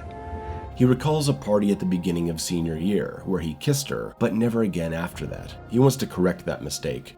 Well, Mr. Bluestone, may you and your hormones be very happy together. We're now back in 1948. Ah, what a great time that was. I wish I could go back too. A young Bluestone shows up at the party and is greeted by the one and only Mary Ellen. He takes a moment to walk around and take it all in. He decides to have a little fun when an old friend starts wondering about what the future will bring. Bluestone tells him the Korean War, a Purple Heart and a lacerated groin, television production, bad marriage, 2 Emmys, and an ulcer. Bluestone runs into the big jock of the school who calls him Blaustein, which we assume is his real last name, and he changed it for his artist persona. And the jock offers him some booze. Meet me in the kitchen. If you got a note from your mother, I might put some in your Coke. Unless aspirin's more your speed. What an asshole. On his way to get a drink, he runs into my girlfriend, Gina Gershon, who I fell in love with in season 4 of Curb Your Enthusiasm, and we've been together ever since. I know you, Larry. You don't need no ticket. Okay. So my Gina tells Bluestone, skip the bourbon, it's grade C. Try the scotch, it's hidden under the sink. Turns out she's the devil appearing in the body of this girl at the party to communicate with him. She says that the real girl doesn't even notice what's happening, only Bluestone sees the way she's acting as the devil. Bluestone complains how Mary Ellen isn't as he remembered. She's too young and he doesn't feel right, so there will be no sleeping with her tonight. But then he notices Teresa Golowitz, a nerdy girl with few to no friends, only invited for pity, so Mary Ellen looks charitable to everyone. Bluestone always avoided her too. She was a loser, everything he wanted to escape. Did it ever occur to you that maybe she wanted to escape just as much as you did? He wonders about her future. Didn't she get married? The devil tells him no, she committed suicide. She actually does it tonight after the party. She takes the bus home, reflecting on all the loneliness in her life and the fact that no one even said hello to her tonight. Not even him. Feeling an incredible amount of guilt, he sits next to Teresa to start a conversation. She doesn't know why he's talking to her, he never has before, and he tries to get her to open up by asking if she sings in the school choir. But he's interrupted by the jock prick, pushing him to play piano for the people. He busts out his amazing skills from his decades of experience and starts up an old 40s hit called How About You, which has been sung by many famous singers over the decades. And Mary Ellen starts to sing, but Teresa butts in with her far superior voice. She sings beautifully and confidently, creating an incredible moment for this evening of peers. Moonlight and motor trims. How about you? It's a really moving scene, and the house erupts in applause. But the joy is short-lived as her insecurities come flying back. She's gotta go catch the bus, but Bluestone stops her outside and says he can help her. He's got connections in New York. Maybe not yet. She's got talent and he knows music. She has a lot to offer to the world, but she's doubtful. Singing a song one night at a party doesn't make her somebody. Now just because I sing, suddenly I'm worth noticing. Is that how it works? Yes, that is how it works. Bluestone says nobody noticed him until he could play piano. And that's fair. Yeah, it's fair. And if you keep that part of you hidden, the best part, can you really blame anyone else for not noticing you? He gets her to promise to see him tomorrow, and you see the loneliness inside her start to subside as hope starts to emerge, taking a leap of faith to trust a new friend. The devil comes out in another form, saying he's done all he can, he's got to trust her from here. But it's getting late, the devil has more people to see, so is he gonna make it with Mary Ellen or not? Well, if there's still time. Bluestone heads up and finds the jock hounding Mary Ellen, trying to get in her pants, and he gets him to leave. Finally feeling comfortable with Bluestone at her side, she takes out her bra padding and says she never wants to see the jock again. But Bluestone knows that she actually goes on to marry that dickhead and says she should take it one day at a time. Who is this girl? I recognize her. What do you know? She's in The Burbs. She's the blonde standing next to Corey Feldman. That's crazy. Damn. Are you my really, really, truly close friend? Bluestone doesn't take the easy kiss, and takes the gentleman's path instead, leaving Mary Ellen for the night. Outside, he actually sees Teresa is still here, dancing and drinking. She missed the bus, and someone offered her a ride home later. He reminds her to see him tomorrow, and as he walks away, someone opens the door calling Teresa's name to invite her back into the party. Now, part of me was afraid this was going to take a very dark turn. If Bluestone goes back to the present, then what happens when she shows up tomorrow to take lessons with him, and the young Bluestone has no recollection of this? Well, that problem is brushed over, and she's made other new friends anyway. But back in our time, we see that they did actually end up working together. Bluestone is looking at a record of him and Teresa performing together, signed by her, and he's getting emotional. The devil tells him she went on to have 3 husbands, 4 children, 3 grandchildren, 6 giant albums. All this from a girl who was supposed to be a statistic at 16. Bluestone accuses the devil of knowing all along that he wanted him to go back and save Teresa. You knew all along You took me back so I could keep that girl. I took you back to what you chose to do. The devil claims to be an artist himself, a sculptor of possibilities.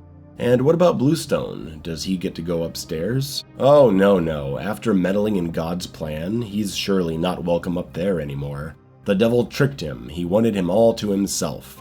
You You wanted me and my music below deck the whole time. That is a bonus for us, of course.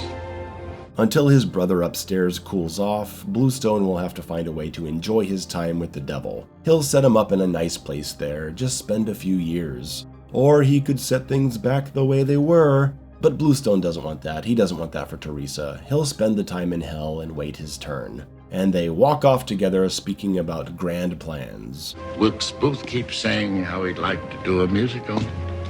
Yeah? Wait, what? Wilkes Booth wants to do a musical with him? John Wilkes Booth, the guy that shot Abraham Lincoln? That's a weird note to go out on.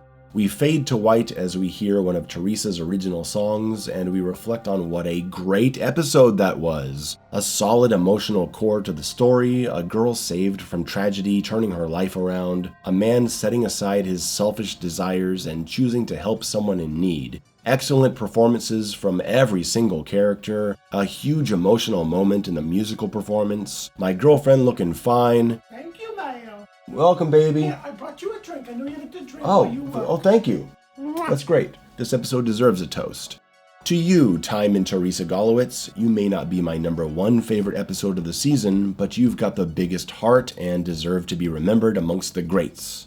Written by Park Godwin, a respected American author from the 80s and 90s who wrote stories in historical settings like the collapse of the Roman Empire, a reinterpretation of Robin Hood, and some science fiction stories, one of them landing itself in this fine episode. Well, that was nice, wasn't it? Wouldn't it be pleasant to just leave things here? We can't. Next is one of the worst episodes of the season.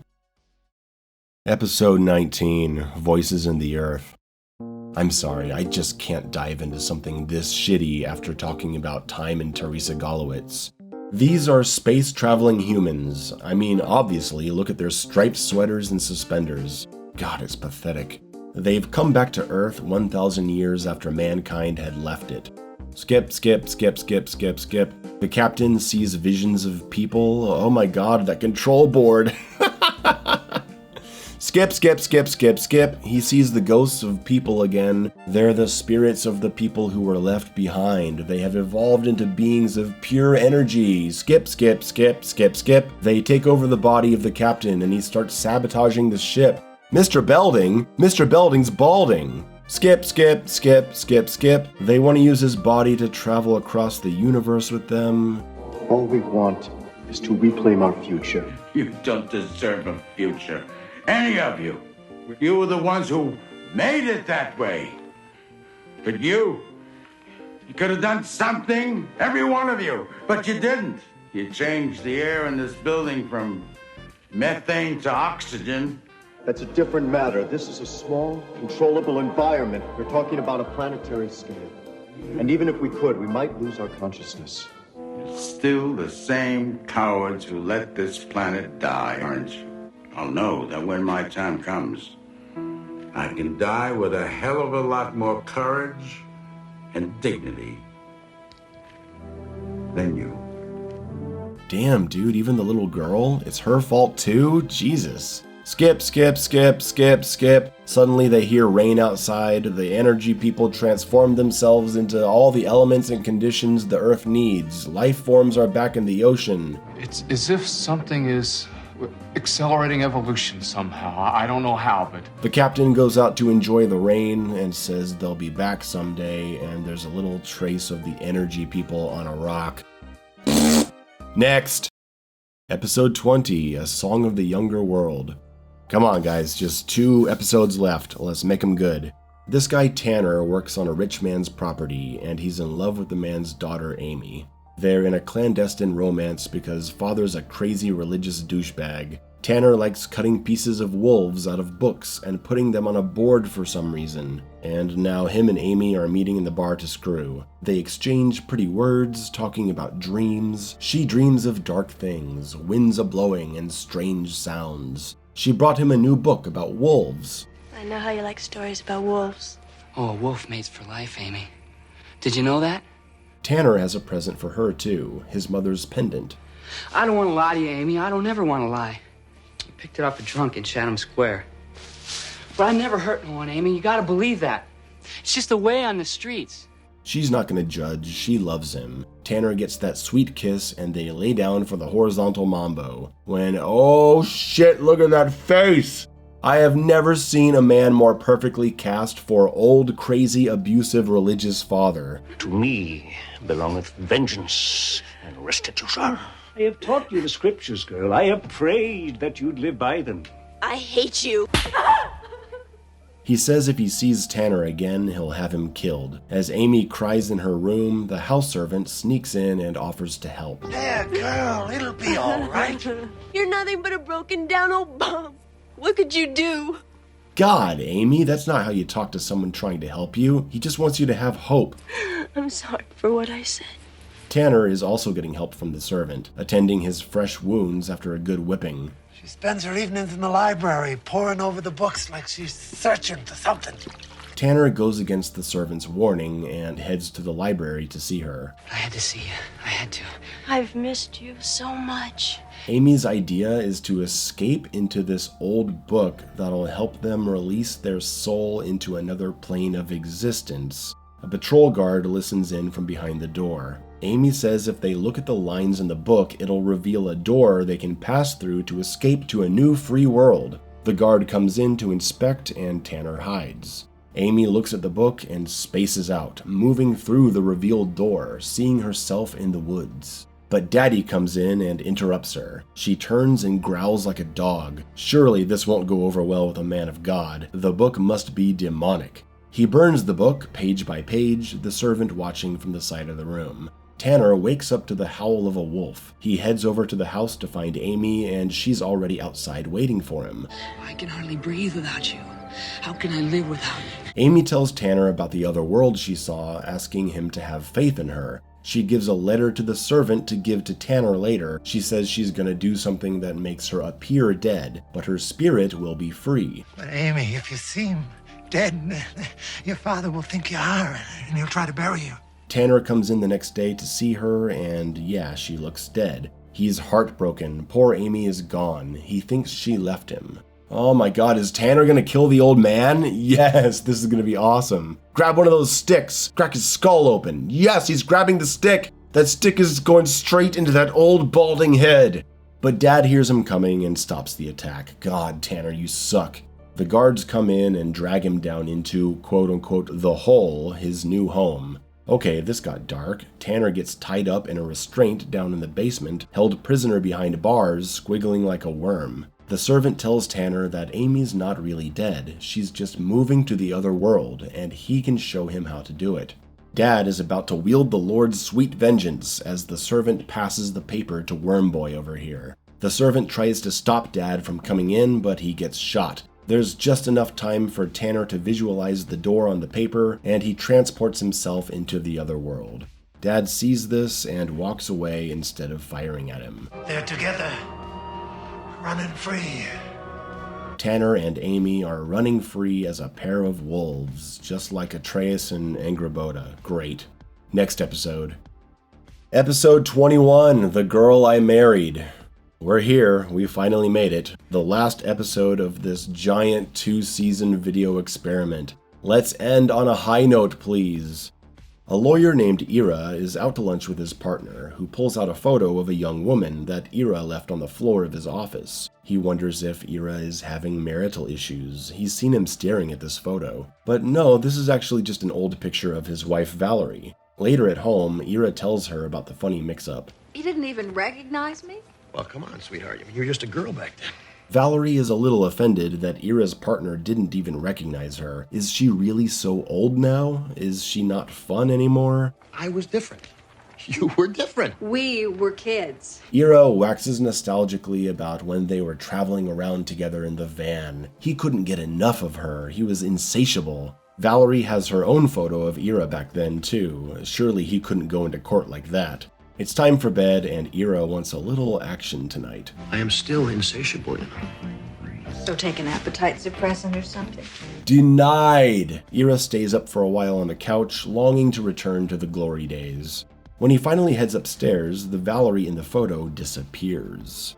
The next day, on the way to work, he and his partner are talking about the environmental impact of one of the company's clients who dumped toxic materials near innocent people 30 years ago. Ira isn't happy about the result, that the company will suffer no punishment. The talk is interrupted by Ira spotting a woman that looks identical to Valerie from the photo. He chases her down to the fountain in the park, and sure enough, it's her. Valerie, what is this, some kind of a joke? I knew it. I knew you'd freak when you saw me.